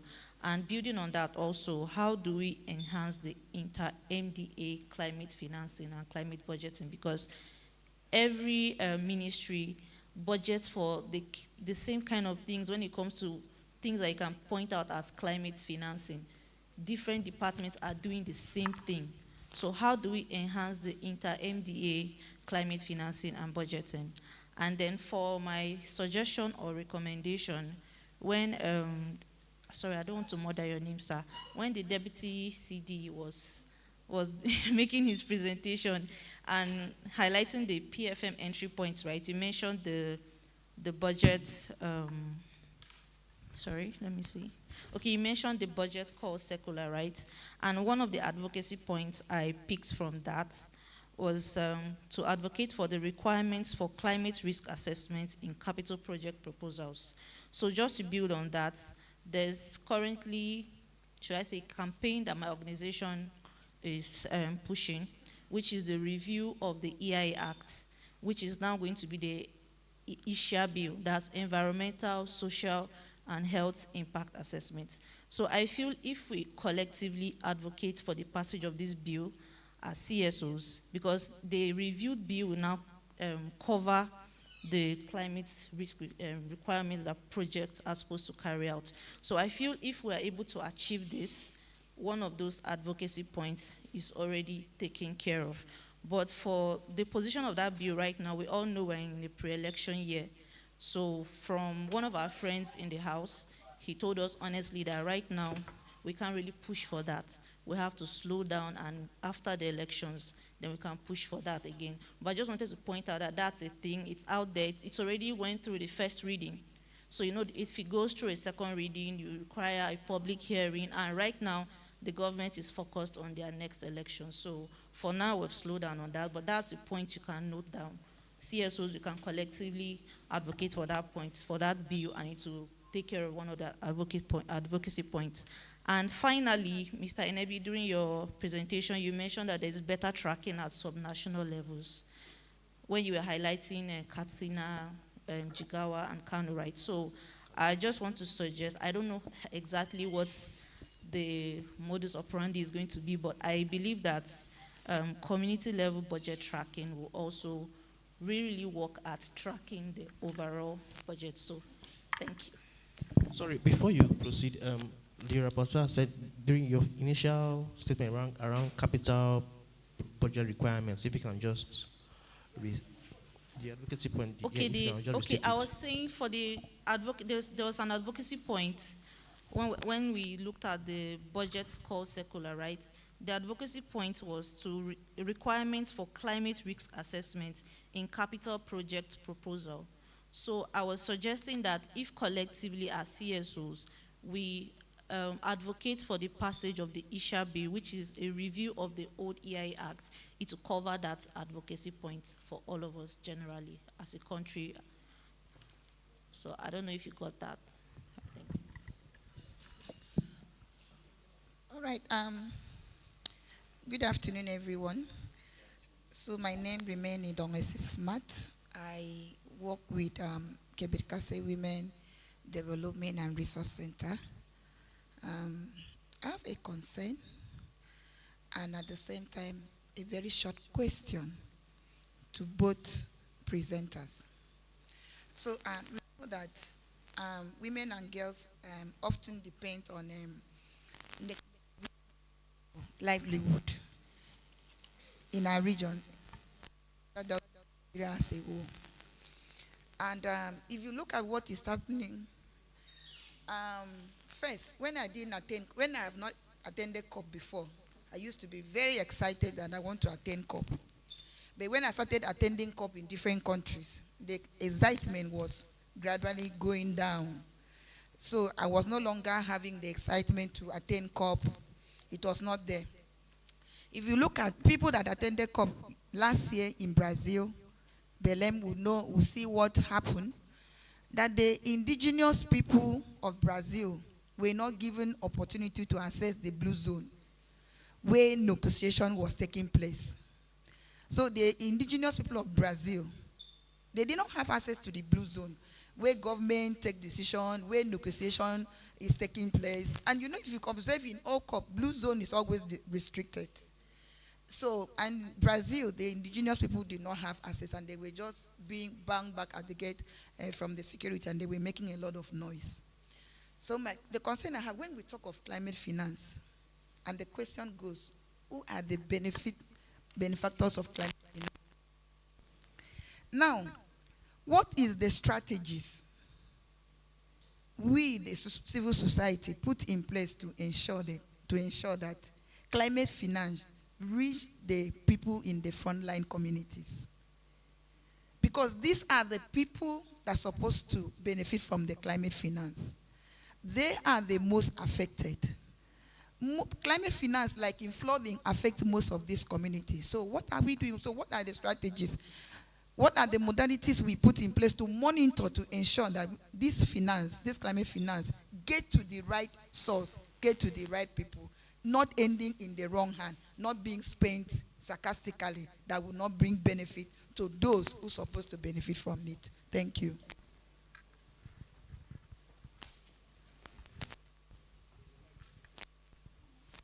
Good afternoon, everyone. My name is Aya Omo. I work with the Civil Society Legislative Advocacy Center, CISLAC.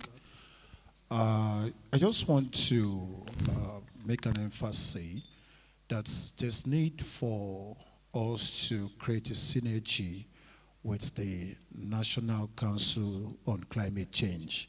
My ears has been itching. I don't even know if they have a representative at this roundtable.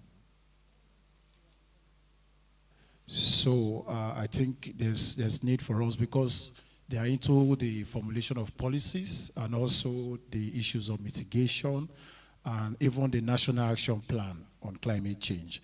So there's need for us to see what they are doing and also to see how we can harmonize our thoughts with theirs as well. Thank you very much.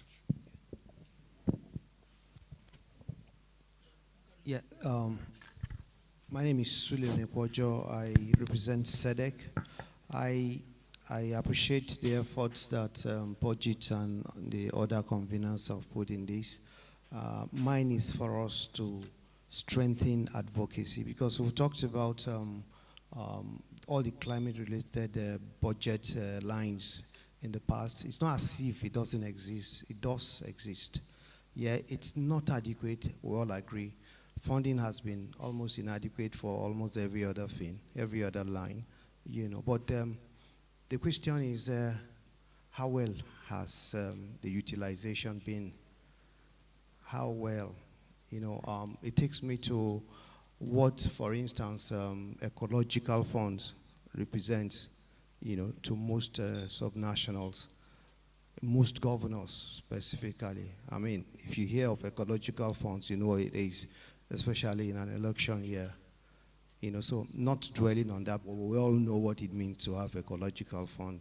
When a governor is pushing to have ecological fund, it's not because there's so much damage in one location, erosion or things like that, but because that's like a slush fund, you understand? And so it's a call on the entire civil society to strengthen advocacy and deepen whatever it takes to make climate funding more accountable than ever.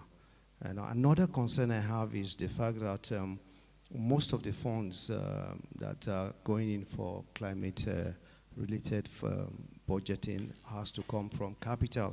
We all know what it is. If you have funds in capital today, it's as good as not having anything at all. So the push is not for you to just get it captured in a budget. It's not enough. You can have it in budget for 3 years and no dime is released. That's the fact. You know, so if you are pushing for funding and budget line allocation, what else should be done to make sure that actual releases is effected? And then down the line, accountability. Thank you. Okay, very much. My name is Olumide Idowu. I have a lot of contributions, a lot of questions, but let me just itemize 3.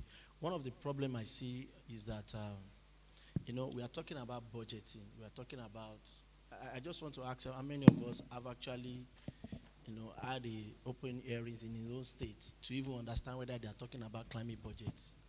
All we talk about is not climate budget. We are talking about economic, how we can make our environment grow. But one thing again is, and I think it's something that we civil society need to invest in even. Let's go through our nationally determined contribution. And this is a suggestion to budget as well.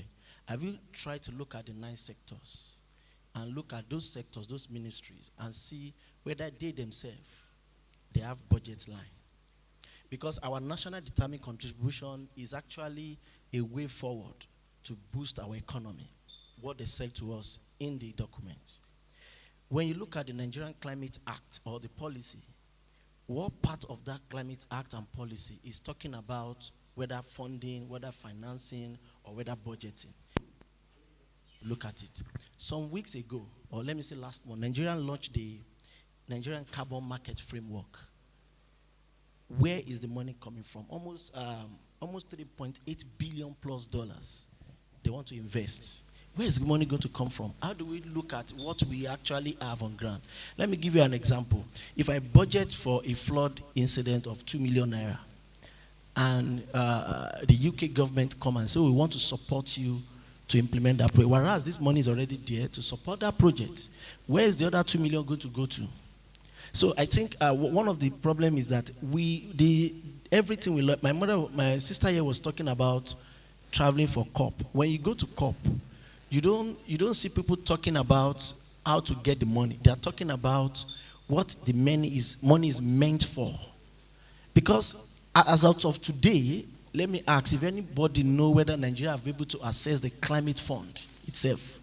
How much have we accessed the readiness? How much of readiness do we have that we've accessed in Nigeria? Just one. And that before we access that one, we've accessed it, but the money is not yet with us. Now we are not talking about the one that we in our budget have already said, okay, when this happens, this is money we are looking at. When this happens, this is money we are looking at. We've not even looked at what they call it, the financial mechanism of climate finance, because climate finance is not only the money. We are looking at the pockets, the Green Grant Fund. How do we assess it? What is the money that money is meant for? You just mentioned ecological funds. I remember there's a project in Lagos one time in Ashomolu and Bariga, ecological fund, where the chairman is asking for kilobade. Do you know what a kilobade? A money that is ecological fund. You are asking your CDA that are supposed to implement to say, when the money comes, how much is going to be my own share before you implement. I think those are the things that we need to, because bottom-up approach is very, very important. We are just talking about what is happening in the federal, but what is happening in the states, because I'm always interested in what state is using the money to do, because it's not Aso Rock Road that we want to go and repair. The road we want to go and repair is in the community. And if we cannot track those things, and tracking those things, we need to first of all understand all those big documents, big policy, the Nigerian government.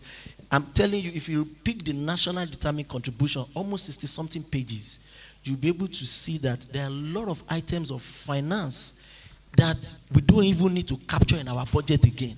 That when the money comes, it's supposed to solve those problems. But all those ones are not being looked at. All we are looking at is big word. Nigeria launched this. Nigeria is a partner to this. Nigeria have set up this to this. The Nigerian carbon market framework, even the low, the low carbon emission, LCD. How many of us on this table know how much was given to our country to do that project? We also need to track all the money that comes from the international institutions that's supposed to support all this. So for me, one of the advocacy we need to do is, I love opening hearings a lot, because that is where you'll be able to listen and hear. And my sister was mentioning a policy, or sorry, a bill. I knew about it, but one thing again is that bill itself, to be sincere with, is going to solve a lot of problems, because you'll be able to assess and itemize all those risks that we are looking at. I have a lot, but let me just leave it on. If we can actually go back and check the NDC, the Nigerian Climate Act and the policy, when we can check the Nigerian carbon framework, and also look at the low carbon emission strategy. All these things were being given to a consultant to develop for the country. What is the end of those, and where is the money to implement all these strategies are coming from? And what is the role of the 9 sectors? I see you listed those sectors on the NDC.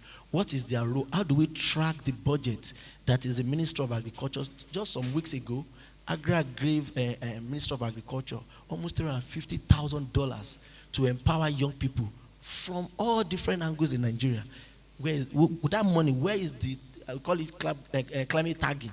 How does it link to the budget that the Minister of Agriculture himself has on the youth that is working on climate change? Now you know that we have a climate change desk in Ministry of Youth. How many of you know that? There's a climate change desk in the Ministry of Youth, and there's a money that's been given to that desk as well. Where is it coming from? How did they get that money to that place? They told us that National Council on Climate Change doesn't have budget with the government again. I don't think it's true. I'm sorry, sir, to your presentation. There's nothing like secretariat again. They've removed it. Thank you. Thank you. I just learned something today. So we've had like about 5 people. Can we answer? Because there's a lot that we've written down. Would you like to go first? Sorry, I want to just write this down. Ministry of Youth. So this is the fun part of conversations like this, and this is what we were actually looking forward to. Open, honest, very frank conversations. We may not be able to answer everything here, but we will attempt the ones that we can. How exactly do we hold the government accountable in budget tracking? So it depends on what angle you're looking for, or you are looking out from. The State House of Assembly plays a role in budget implementation. The executive plays a role in budget implementation. That's the theory. In practice, how does this function? What does the Accountant General do? What does the Commissioner for Finance do? Is there a powerful director in the Ministry of Finance that seems to have some level of influence over Ministry of Finance allocation decisions? Is there a second wife to the Office of the Accountant General of the state that has her husband's ear and is able to tell him where to direct, money to? If you recall my presentation earlier, I said what it lacks is a conversation around politics, and this is the question you are asking. There's the theory, how it's supposed to be done, and there's how it's done in practice. So as CSOs, we need to learn to think politically. We know the theory, we understand the principles. How do we look at how Nigerians function, knowing our political and social context, knowing that Nigerian politicians have ideologies? It may not be Democrat and Republican, it may not be Tory and conservative, but at least the average Nigerian elite likes money. The average Nigerian elite wants to amass wealth to themselves. So having that as like a baseline for their behavioral tendencies, what can we do? What incentive can we offer to them? Is it ensuring them a block of votes when they come back to seek re-election? Is it to speak about projects that they have done in our communities, thereby improving their legitimacy in the eyes of people? There are several strategies we can carry out. But to summarize, budget tracking, look at the budget implementation reports, ensure you understand what specific line items you want to focus on, and then share your reports with your state houses of assembly and with your executive. I'm trying to look at things that concern me as the PFM person and leave the climate questions to NFB. Okay, someone said, who are the beneficiaries? Again, it depends on the dimensions that we are looking or framing the question. Is it demographic? Is it income-based? Is it gender? Is it power dynamics? Beneficiaries can be anyone. We need to be specific on who we mean. We're talking about women, or we're talking about children, etc. How can we ensure that the finance gets to them? This is another budget implementation question. The State Houses of Assembly approve budget and they monitor, they provide oversight. So in a perfect world, they should be the ones holding the executive to account. In quarterly budget sessions, I don't know how many states have quarterly budget sessions, where the State Houses of Assembly call the executive to have them explain why they did not implement the health budget in this particular quarter as the budget said they should, or the education budget, or the environment budget. Can we be in the room where those conversations are being had? Looking at the State House of Assembly again, there's an inherent problem because our political reality says State Houses of Assembly are largely powerless because the governors basically control them. What type of advocacy do we need to put out that strengthens the separation of powers? Because if you have a strong separation of powers practice, you have State Houses of Assembly that can hold the executive to account and tell them, you said you're going to do this. If you do not do this, we will withhold an allocation from you next year. The ideas are, scattered around in my head, and it would require a lot of sitting down, looking at what has worked in other jurisdictions, in other developing countries that have a similar political culture and climate as Nigeria, to see how they were able to surmount those challenges. Looking for PFM issues, tracking ecological fund spending. There needs to be a conversation with the Ecological Project Office under the Secretary to the Government of the Federation. How can we approach the SGF and the permanent secretary that mans, well, is a woman, so will I say that womans the office? The argument needs to go beyond budgeting to actual releases. Again, this depends on how your subnational or the federal government prioritizes spending. I can say to you for free that there is no known framework or publicly available framework that determines how the budget office prioritizes ministry capital warrants. As an MDA, if you want money, you issue a warrant, capital development fund warrant, to the Ministry of Finance. The Ministry of Finance will send to the Office of the Accountant General. The Office of the Accountant General will send to the central bank to check if there's cash backing. There is no framework that determines how the Ministry of Finance will say health is more important than education for this quarter, or environment is more important than water resources for this quarter. So our advocacy actually has to take a step back and look at the political culture, the public policy process, the public administration process. What are the roles of political appointees in fiscal disbursements? How can we x-ray it or force them to tell us what the procedure is like, so we know who to hold accountable, we know who to write to, we know who to bring into a meeting like this. So Olumide said a lot, but I think they mainly relate to you, so I think I'll stop here. All right, quickly, so because we can take another round, because I think time is ticking. But there's not going to be another round, at least one more round. So, but quickly, NCCC, yes, like I said, we are going to have advocacy briefs and engagements after this. They are also in our radar. I did not mention all the agencies, but they are. You cannot do anything climate without engaging those people. So they are in our radar, so we will speak with them regarding these issues. Asia bill, point taken, yes, will be included to our advocacy points as well. We're saving something for last. Yes, you also mentioned about how to track actual release of the funds, e.g. ecological fund, how well is utilization for existing climate funding. Yeah, we also consider that as well in our advocacy strategy and tool. Olumide said mapping the NDC 3.0, LTLE, EDS, all other climate commitments, map them to the MDAs, how much funding has gotten to them or not gotten to them, or are they backed by funding in the budget, or what form of external funding have they received.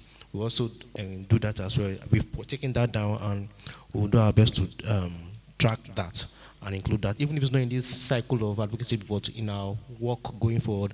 We also have a stream on commitments in budget. And please, every other CSO here, feel free to take up anything you are hearing here and champion it. We'll be willing to jump on board and throw our weight behind it. Then, just to add to what Viola said about accountability and how to track accountability. Yes, so it is. It can be done in various stages. There's the budget phase, there's the implementation stage, and then there's the M&E phase as well. One thing that we try to do in budget is that through our service delivery platform tracker, at implementation stage we try to look at what has been done, and then where I'm going to is that we've seen some response, some traction. We've had cases where we pointed out on some projects that were not properly delivered or were delayed. And when we raised the attention, when we drew attention to it, it eventually was completed. Contractors have been called to order based on that work. Several outputs have been done. So in terms of what can be done about accountability, it can be done at several stages. And I think sometimes the wins are there, sometimes there are disappointments, but we take the wins where we can and we continue to push on. I keep saying that you cannot, because there are disappointments, you stop working. No, you keep working and we keep pushing. There was a very popular case where a minister was removed under this administration because of something that was unearthed using one of our platforms. So we have a GovSpend platform that takes data procurement data from government and simplifies it for everyone to use. Media has used that a lot, CSOs use that a lot, and it was able to point some bad spending by a certain minister. And the minister head of the minister, I don't use gender words now, the minister head of the minister's removal on TV. But things like that has happened, and these are some things that gives us encouragement to continue working. So please, another round of questions, please. Let me see the hands. Okay, hands up. This probably the final round. I was So supposed to please, go your next. hands up. Sorry. Hands up, please. Let's see. Should we take numbers? Okay, please take numbers. No, so wait.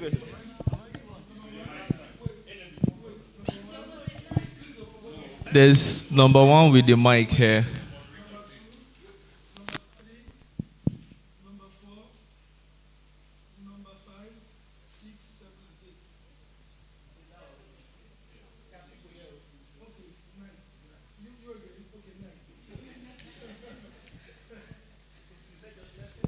All right, good afternoon, everyone. My name is Isaiah Okuri from APRI. Yeah, during your presentation, Mr. Enebi, you mentioned that these budgets across the climate budget across ministries, departments, they are in silos.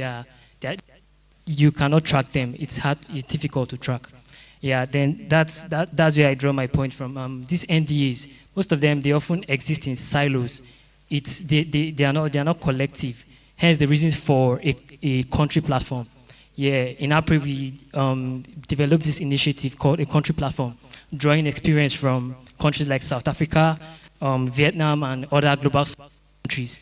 Yeah, the country platform. The aim of the country platform is to align, serve as an umbrella to align and coordinate efforts from government, from NDAs, from the private sector, international development partners, to accelerate the flow of climate finance and initiatives.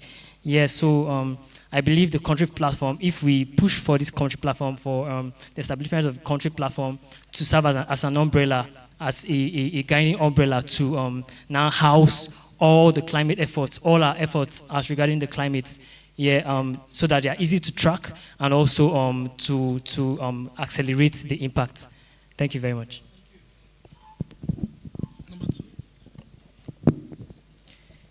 Good afternoon, everyone. Again, my name is Tonye, and I work for Header Resource Center. So first of all, I'd like to say thank you to the budget team for putting this together. And the presentations, a lot has been said. Mine is not a question, just to chip in a few things. And a lot has been said, and I think that a lot of the issues actually point down to an accountability gap. And at Header Resource Center, we recently did a report in context of the ecological fund and case study of Borno State, Niger State, and Ondo State. And then the findings, of course, the key findings just basically boils down to the accountability gap in Nigeria's climate adaptation financing, despite all of the billions allocated to the ecological fund. And some of the action points or recommendations that I would like to give would be, first of all, to demand project level disclosure. You know, as CSOs, be able to push for a mandatory registry of all the ecological fund projects. To be able to track, we should also institutionalize independent verification. Establishing community monitoring committees, establish community oversight, and we should also utilize the FOI Act, to demand a lot of these. To demand this data, this information, to help our work. And then we should also shift the narrative and move from how much was spent to promote outcome-based M&E. So we should be able to push narrative from how much was spent to how much was saved, And we should also be able to advocate for a rapid response window, to implement and attach time frames, especially to communities that face high risk of this climate change. Yeah. Thank you.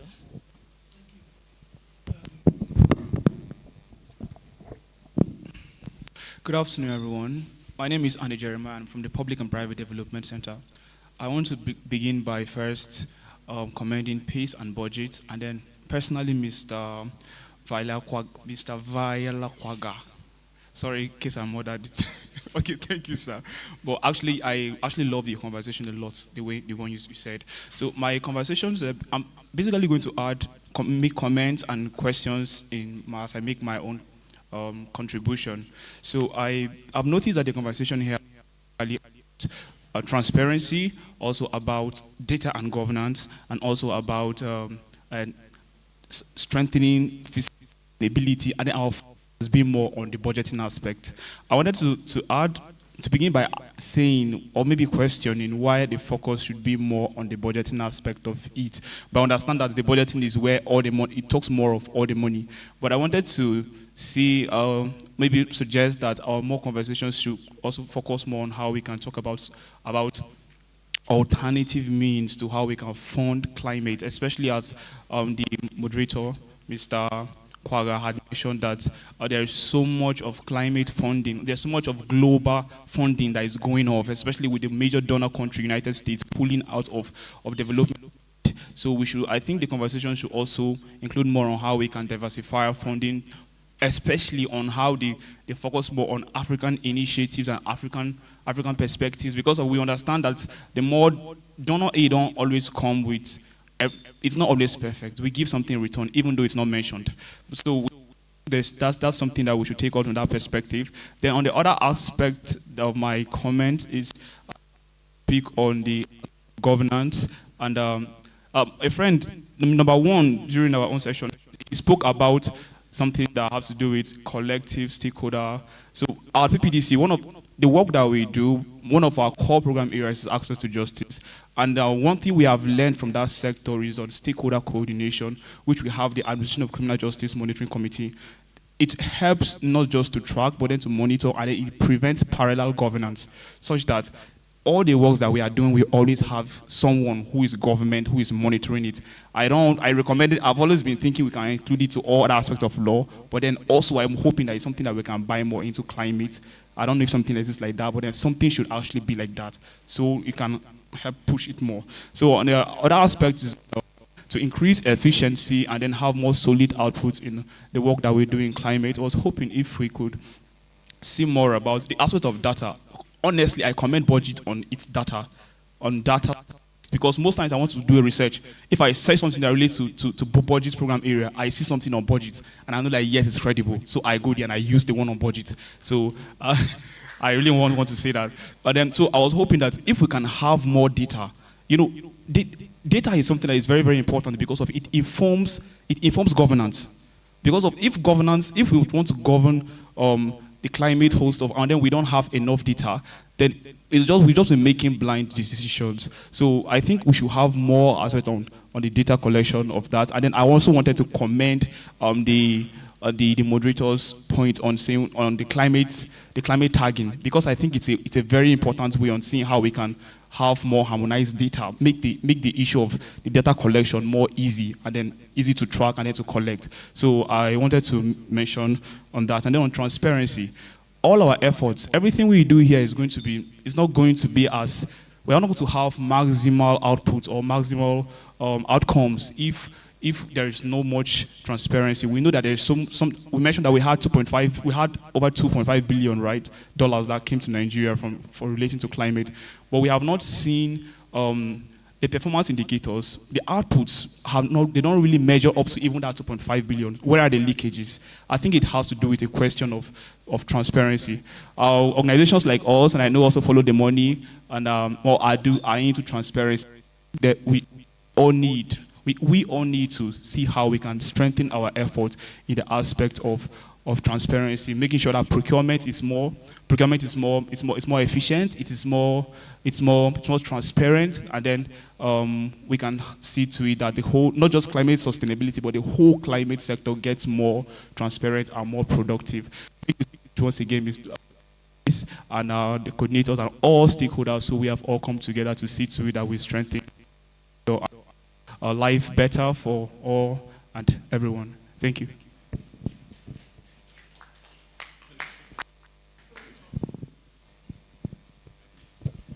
So, good afternoon, everyone. I'm sorry, number 4. Okay. Good afternoon, everyone. It's been very insightful conversation so far. I want to commend Budget for this very timely conversation. The presentation by NAB specifically mentioned vulnerable groups. My name is Stephen Idoko, and I work for the Inclusive Friends Association. It's a disability rights organization championing advocacy, training, and research. Now, from the presentation from NAB, I discovered that there's been, there are mentions of different vulnerable groups. But then also, I looked at the research, the National Climate Change Policy, and then also the National Adaptation Plan, NAP. There's been few gaps in those policies around how climate financing can also, how we can begin to include persons with disabilities, inclusion generally in climate financing. Also, there's also a research from Audi, Advocacy for Women and Girls with Disabilities, that shows that major operation gaps, including the absence of disability disaggregated data. That's where the last speaker also mentioned. In fact, immediately you mentioned data, you just hit the right point. Yeah, makes sense. So how can we begin to see how data can be a very integral part of our work and advocacy? Also, from some of the projects that we are proposing in policy change is to see how we can develop a national inclusive action, climate action guide to the National Commission for, the National Climate Change Policy, to see how the climate departments can begin to incorporate issues of persons with disabilities. How can they have a special separate budgeting, financing? How can we begin to identify these people and to champion policies around inclusion and how it affects disabilities in Nigeria? Thank you. Okay, good afternoon, everyone. Ifechukwu Munachiso, a researcher at the Center for the Studies of the Economies of Africa. And now, I would like to draw most of what we conversed on here to what we've been doing at CC. And I find that the major challenge is actually one word: corruption. Corruption as to what actually gets passed into the budget, corruption as to how the monies get dispensed, corruption as to how the projects get implemented. And then there's been like a lot of issues as to, okay, yeah, we should hold the executive accountable, and we should talk to some of the policymakers to make this work. But here's a catch, now evidence-based, on what has been done in other sectors as to how to ensure that this budget actually gets implemented. And there's what we call horizontal checking. And we find that in issues where you expect the, say, legislative to checkmate the, say, executive, it might not work in action. But when you take a case in point, say the Dangote refinery, you can see that because large interests, like big interests, were clashing, they were able to achieve the aim of the refinery. Now, drawing it to the climate change discourse that we have here today, I think we've tried talking to the people in power. Most of them are interested in votes, most of them are interested in getting more money. But I think, what if we considered talking to other powerful vested interests on the whole climate issue.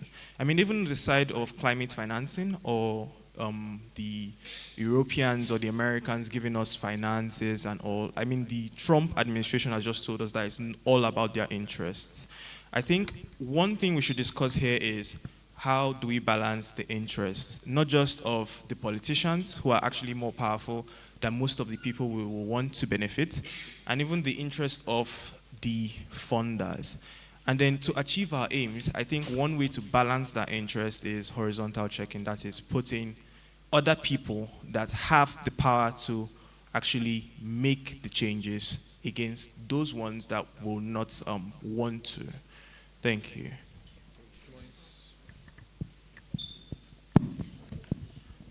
All right. Good afternoon, everyone. My name is Okedoro Adeyemi from DataFight Foundation. Sorry, I scribbled my thoughts here already, but probably they wait from it a little bit based on what has been discussed so far.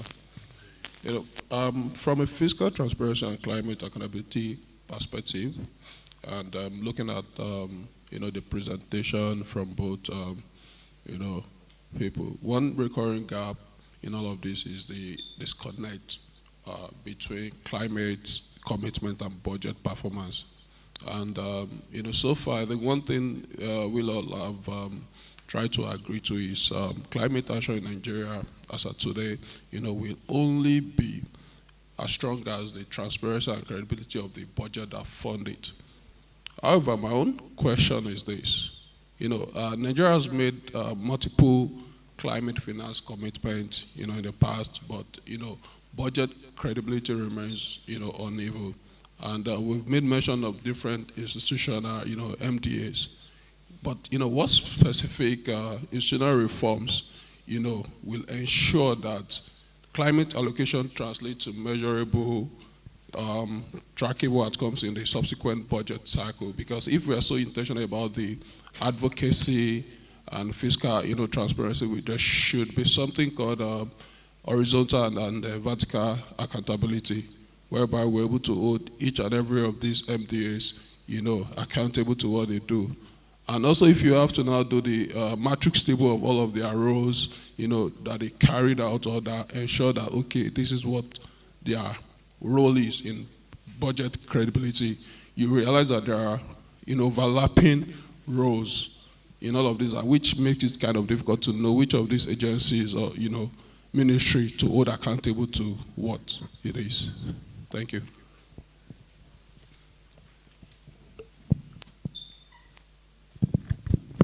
Right, good afternoon, everybody. My name is Genzini Arigo, and I work with Clean Technology Hub. I've tried to say I could put my thoughts together, and I'll try to say I could present it in a very simple way. Firstly, I would like to begin from by commending from where budget actually started from. Basically looking at climate finance from the national budget, which I think it's very important because the country gives a strategic directive to activities and then to private investment that takes place within that country. However, I also think that also then rests on the government. But however, given the complexity of climate challenges and of climate finance, the government should not be seen, or the blame should not be all on the shoulders of the government. As at 2 weeks ago, we had conducted a study where we had mapped out different climate disconnects, climate finance disconnect in Nigeria, and we ended up having those disconnects or separating those disconnects into 5 different areas. One being capacity, an institutional gap or disconnect. The second being operational and governance disconnect, financing disconnects. There was also a sectoral and institutional disconnect, as well as a technological and industrial disconnect. Now, these disconnects are intertwined. They are linked, and they have different stakeholders who have a responsibility to play. So I think apart from just the budget and apart from the government, the private sector also has a very, very significant place to play when it comes to the flow of climate finance. And when we are talking about the flow, we are talking about just like the water flow. For climate finance to flow without any hitches, right, it means that all this institutional disconnect needs to be strengthened, and those institutional gaps need to be taken away for climate finance to flow. And I say that because I really want to say this, that capital basically isn't the problem when it comes to climate financing in Nigeria, because I think the capital does exist. Now, let me give you an example. We do understand that there are two sectors that contribute significantly to the Nigeria economy. One being the oil and gas sector, and then second being the financial service sector. Now, there are also two significant mechanisms in this sector that I think could also be applicable to the environmental sector. One, we hear about financial securitization, where financial assets are being bundled and then they are being sold. We also hear about energy asset securitization, where energy assets are being bundled and then being sold. The amount of money that goes into financial asset securitization and energy asset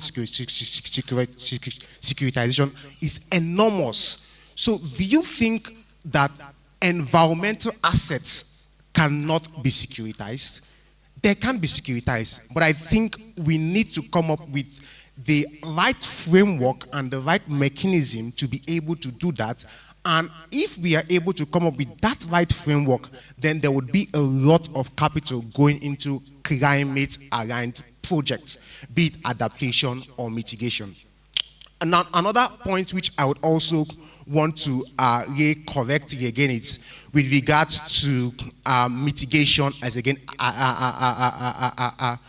adaptation financing in Nigeria.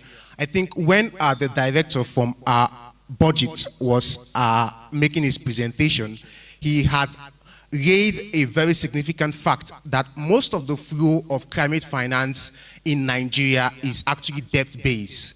And believe me, it will continuously be debt-based, because even the adaptation fund, the green climate fund, they are structured to give debts and not to give grants, right? And the grants which they actually give are basically for technical assistance. So the question is, if we do have significant adaptation challenges in Nigeria, why can't we bundle adaptation projects and then develop a mechanism where in bundling those adaptation, in the bundling of those adaptation projects, they can somehow be then linked to some revenue generating projects to ensure that when those adaptation projects are then financed, it then gives credibility for revenue, for other revenue generating projects to then be executed, and then we could then get financing from that part, from the execution of an adaptation project. So I think that could also be done. An enormous capital could also be mobilized for adaptation projects in Nigeria. However, the mechanism and the strategy for doing that is very, very significant. And now, another consideration which I also do have is with regards to also the fact that there are limited fiscal space when it, right? So there's a need for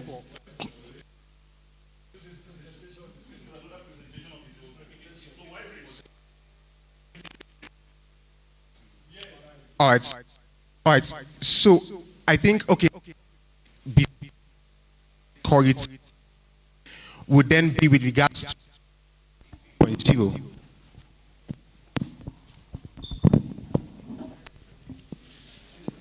Okay. So lastly, with regards to the NDC 3.0, which Dr. Ogumide had made mention of, we could also see that from the NDC 3.0 currently, that the government wants to reduce the country's greenhouse gas emission by 32%. However, in NDC 2.0, I think that figure was about 42%, right? And now it's being brought down. So my question is why? And we see from 2, which is that the government expects that about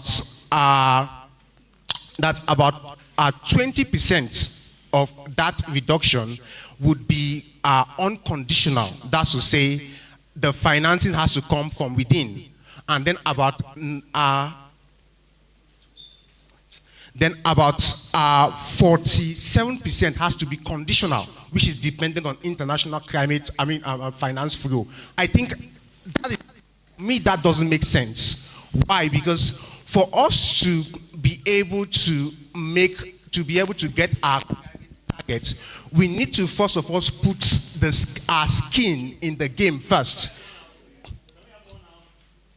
We need to put our skin in the game first by looking inward and then mobilizing resources internally to then crowd in international finance. Because if, for example, if I come to your house and you need to do something, a project, and you're asking me to bring in the volume of the financing, I'll see you as being unserious. So we must make that commitment to mobilize resources internally well before we can then crowd in international financing. So that's what I think. Thank you very much. Yes, just to buttress what he has said, because I also work with him at Cleantech Hub, the NDC 3.0 that Mr. Olumide mentioned is something that you need to look at, because for all the sectors that you see, you mentioned the climate vulnerability assessment, and that is one of the things that are in for the forestry sector, for the agricultural sector. It is one of those things that are included. And for the commitments that Nigeria has for the targets, for like the KMGBF, for the Paris Agreement, these commitments have a certain monetary value tied to it. And yet you still see it in the budget that some of these projects are still going to be written that they are going to perform it. Why has you are getting the financing from other sectors or from like other sources that you're getting the financing from, but then it is in the budget that, oh, this is what you're going to use it for. For example, the tree planting, you're writing that we're going to plant this amount of trees to cut down this amount of carbon tons, but yet the financing is being provided by an external organization, and so you would wonder where the money is going to. The ecological fund I also mentioned, we also have the National Forestry Trust Fund also that provides funding also to Nigeria. You also need to question that also for forestry projects, for afforestation projects that we have, they also provide funding to it. And then you also talk about the recommendation on annexing the PACE Climate Finance Toolkit. I want to ask if it will be external. If it is external, then we also need to look at the transparency and accountability, which is important, because the things that you would need to assess climate finance is that there are certain commitments and there are certain things that investors would look at before you would. One of your suggestions was a bankable project, developing bankable projects. And those things are not in place. We don't have the MRV, we don't have safeguard information systems, we don't have the NFMS, and these are the things that you need to be able to access all these finance mechanisms that you need. And so if we are doing any advocacy, we should also do it around this accountability, around having this structure in place because these are needed. And also, because what would strengthen our physical sustainability and our climate action is governance. What ties it together is governance, the process, the system, and the institution of which budget is a part of. And I think those are one of those things that the advocacy should be about. Thank you.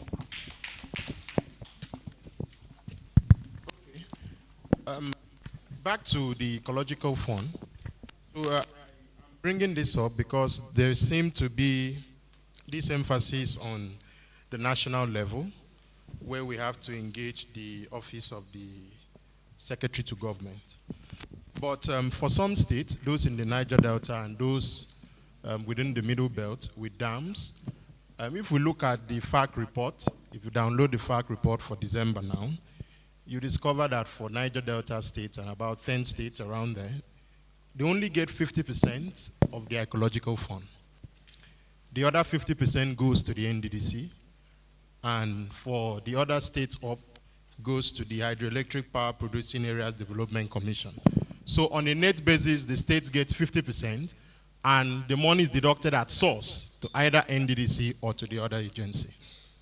So in engaging the utilization of the ecological fund, especially at the subnational levels, in addition to questioning this state government who got 50% of their own ecological fund net, what are those agencies doing with the other 50%? That's still public money, and we must question the utilization because that's, the ecological fund is critical to climate action.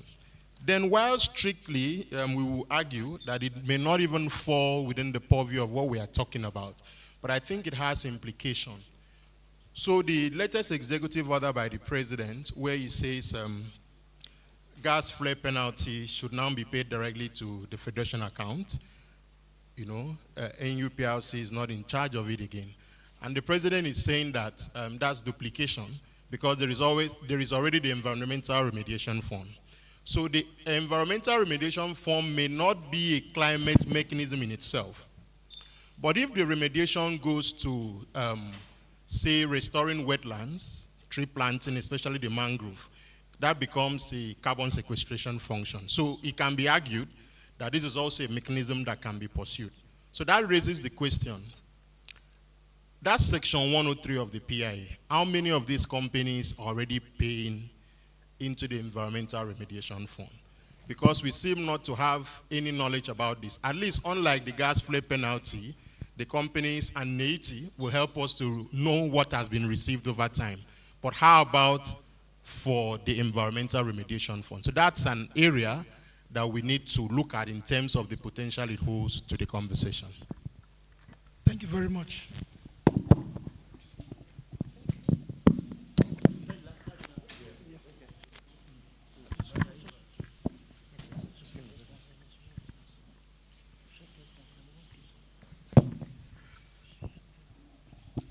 I just want to. I've been told that I should keep my responses short. I don't know if that's going to be possible. Where are we starting from? I think it was. Someone said the conversation is not just about climate financing, but about governance.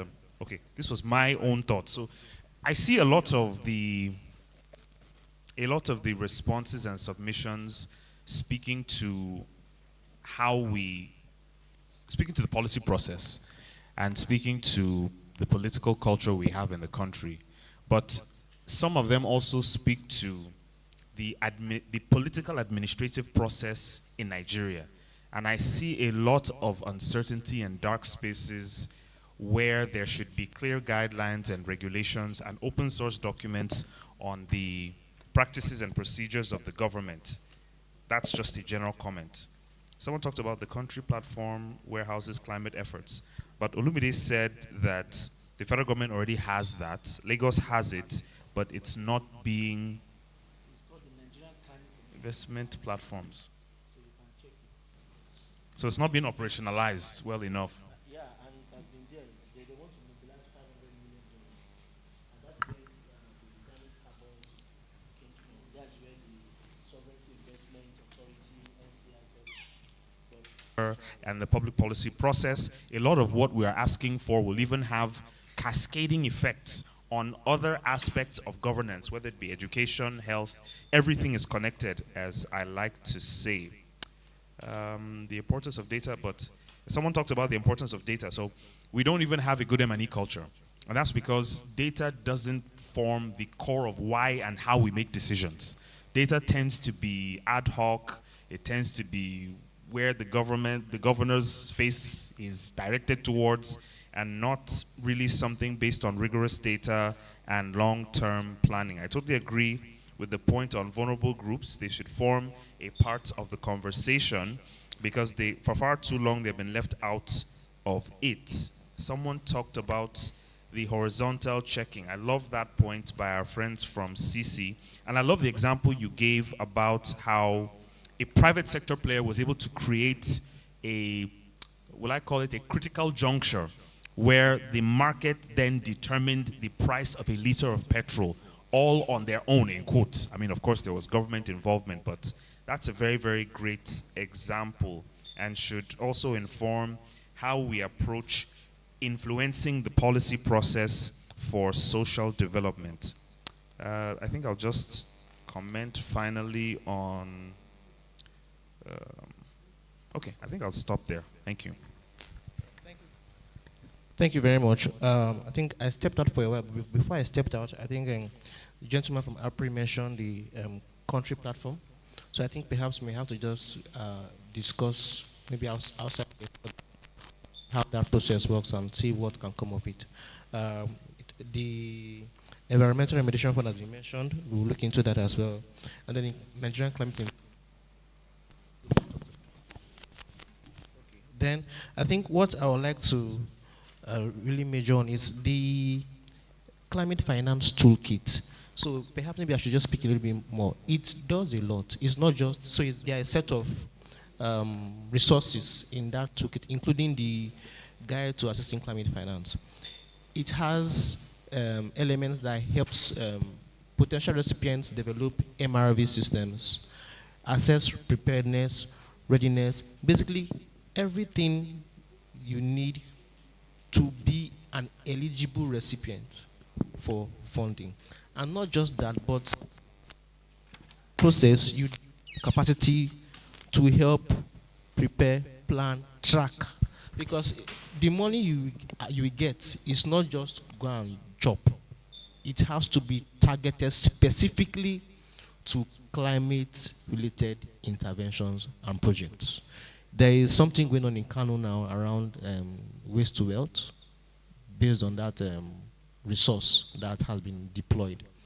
There's some things going on in Jigawa, Kaduna. Some states are in their policy development stage. Some are moving on to implementation. So, perhaps what we can do, I think we will share the link to where everyone can access the toolkit, so you can go through it, the guide to assessing climate finance, and see how you can use that as a tool, maybe for advocacy as well, and encourage your states or your principals to use that guide, that toolkit as well. So I think we'll do that. We have your email addresses. We'll share the toolkit or the link to the toolkit where you can access them.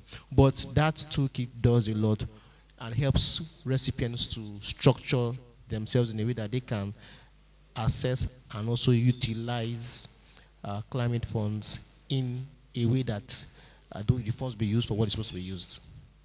Thank you. I think I know. Can we see after? Is that okay? How long? A minute. A minute. We will time you. Please, where's the mic? Okay, speak. Go ahead.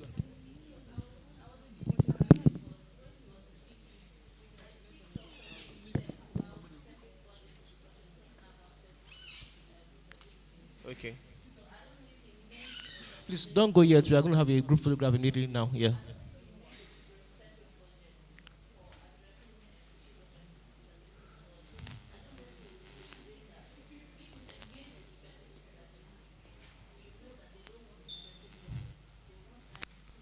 Okay. Populations, which persons are among.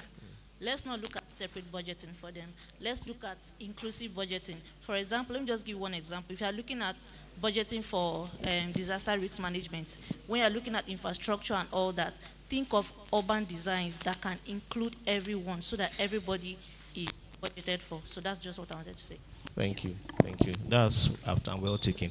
So I think we can go ahead with the current anything. Yes. So should we do the photograph first before you recap or becoming? How long? Please, she's just going to spend 5 minutes. Just 5 minutes. Just do your recap. Just 5 minutes recap, and then we'll take pictures. Thank you. Recap. Okay. Thank you. Hello, everyone. So, of today's discussion, we've collectively examined the intersection of open budgets, fiscal sustainability and climate action and how they strengthen accountability. So I have come up with, what I'm going to read out now is a synthesis of our shared insights, our concerns, and the pathways forward.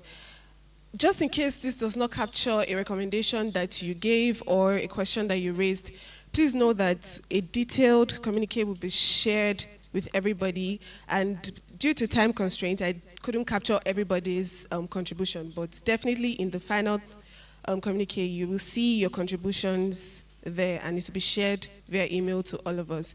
So I'm going to be mentioning a few key observations from today, so I will just read those out. So the first one is that Nigeria's fiscal space remains constrained by rising debt obligations, revenue volatility, and persistent budget credibility challenges. Another one is climate change presents increasing fiscal risks, including disaster response costs, infrastructure vulnerabilities, and livelihood disruptions. Then climate expenditures are often fragmented and insufficiently tracked within federal and subnational budgets. Limited transparency and delayed financial reporting undermine effective oversight and public trust. And citizen participation in fiscal and climate governance processes remain weak and under-institutionalized. Then a few areas of consensus, which we all agreed on, is that fiscal sustainability and climate resilience must be pursued as an interconnected government priority. Then open budget systems are essential for tracking climate expenditures and preventing inefficiencies. Climate responsive budgeting must move beyond rhetoric to be embedded in planning and medium-term expenditure frameworks. Civil society has a critical role to play in monitoring climate finance flows and advocating for improved transparency. So here are a few recommendations. Like Enebi said, these are more of advocacy points for us as CSOs. So we can advocate that climate budget tagging mechanisms at the federal and state level should be strengthened. Then we can also, as CSOs, build capacity to track and analyze climate budgets and engage in evidence-based advocacy. There is also a recommendation that, okay, so yes, the intentional inclusion of persons with disabilities in climate financing frameworks to ensure access to climate adaptation and mitigation resources.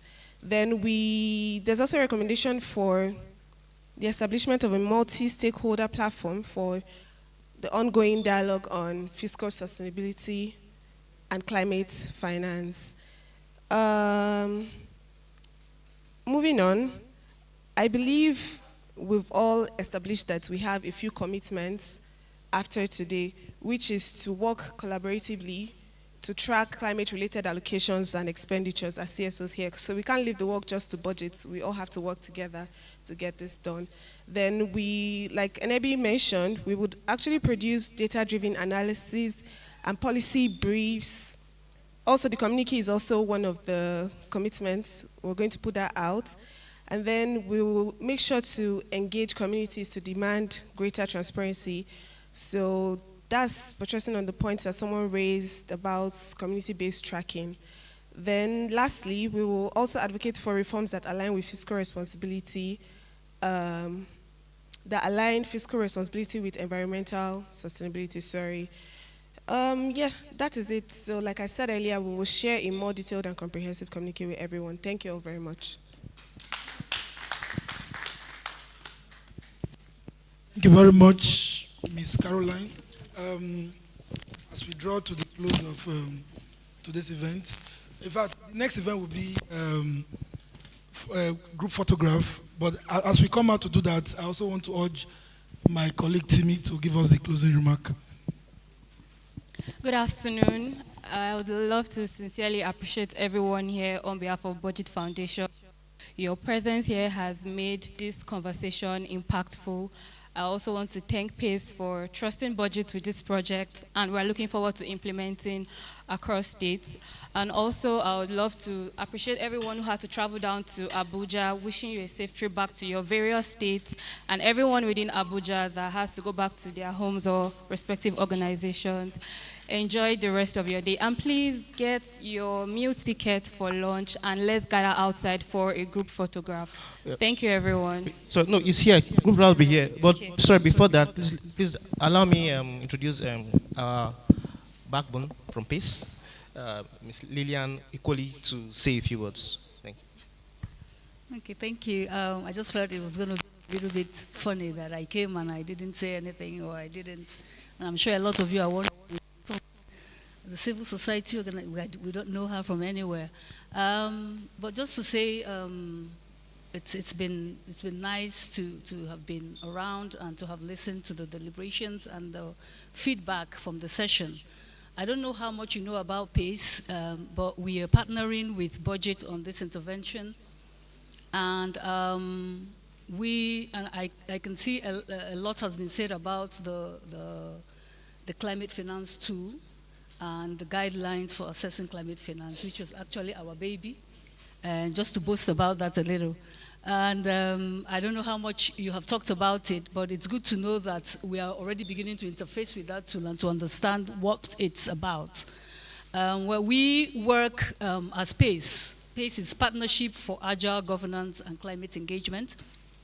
We work with government institutions and civil society organizations like yourselves, and we work with the private sector as well, and we work in partner states, which is why we had named the 3 partner states that we work with, Kaduna, Jigawa, and Kano. We work with those partner states, and we work at the federal level as well to strengthen governance systems that enable inclusive and climate resilient economic growth. Our focus recently has been more on the economic growth, trying to find a way to ensure that we attract investments into our systems to ensure that, and that is why the climate finance tool is very important, because it's not just a tool to engage government, but also a tool to engage the private sector as well, and to ensure that the billions of money that is available for climate finance that is being untapped, that we also have access to that, and we understand the systems and the readiness assessments that is required to prepare not just government, but also the private organizations that are working around climate issues and climate action to be able to engage with that tool and be able to assess it. So budget is helping us to be able to disseminate that tool and to ensure we understand it. And I know that there's several things, steps that have been put in place to ensure that that tool, that you have access to it and you have links to it. So the collaboration it's very strategic and very timely, because it's a step further from what we have done so far, and it moves us to be able to ensure that there are specific partnership, multi-stakeholder partnerships engaging to ensure that the planning, the budgeting process, it's effective at the state level, but it's also but also to ensure that while doing that, it needs to also reflect on the operational realities, the reform priorities of the state, and also the institutional context also within those focal states that we work with.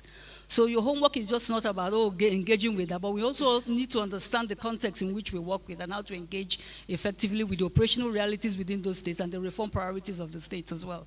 But it's critical at this point, and I don't want to spend too much time talking. I don't want to give another lecture, but just to say that I look forward to constructive meetings, engagements with you. It doesn't just stop here. This is a working meeting, and it's to set up the process. And I'm sure we will share recommendations about how to engage all of you in the process of doing further to ensure that we realize the objectives for which this is being put in place. So thank you very much, and thank you.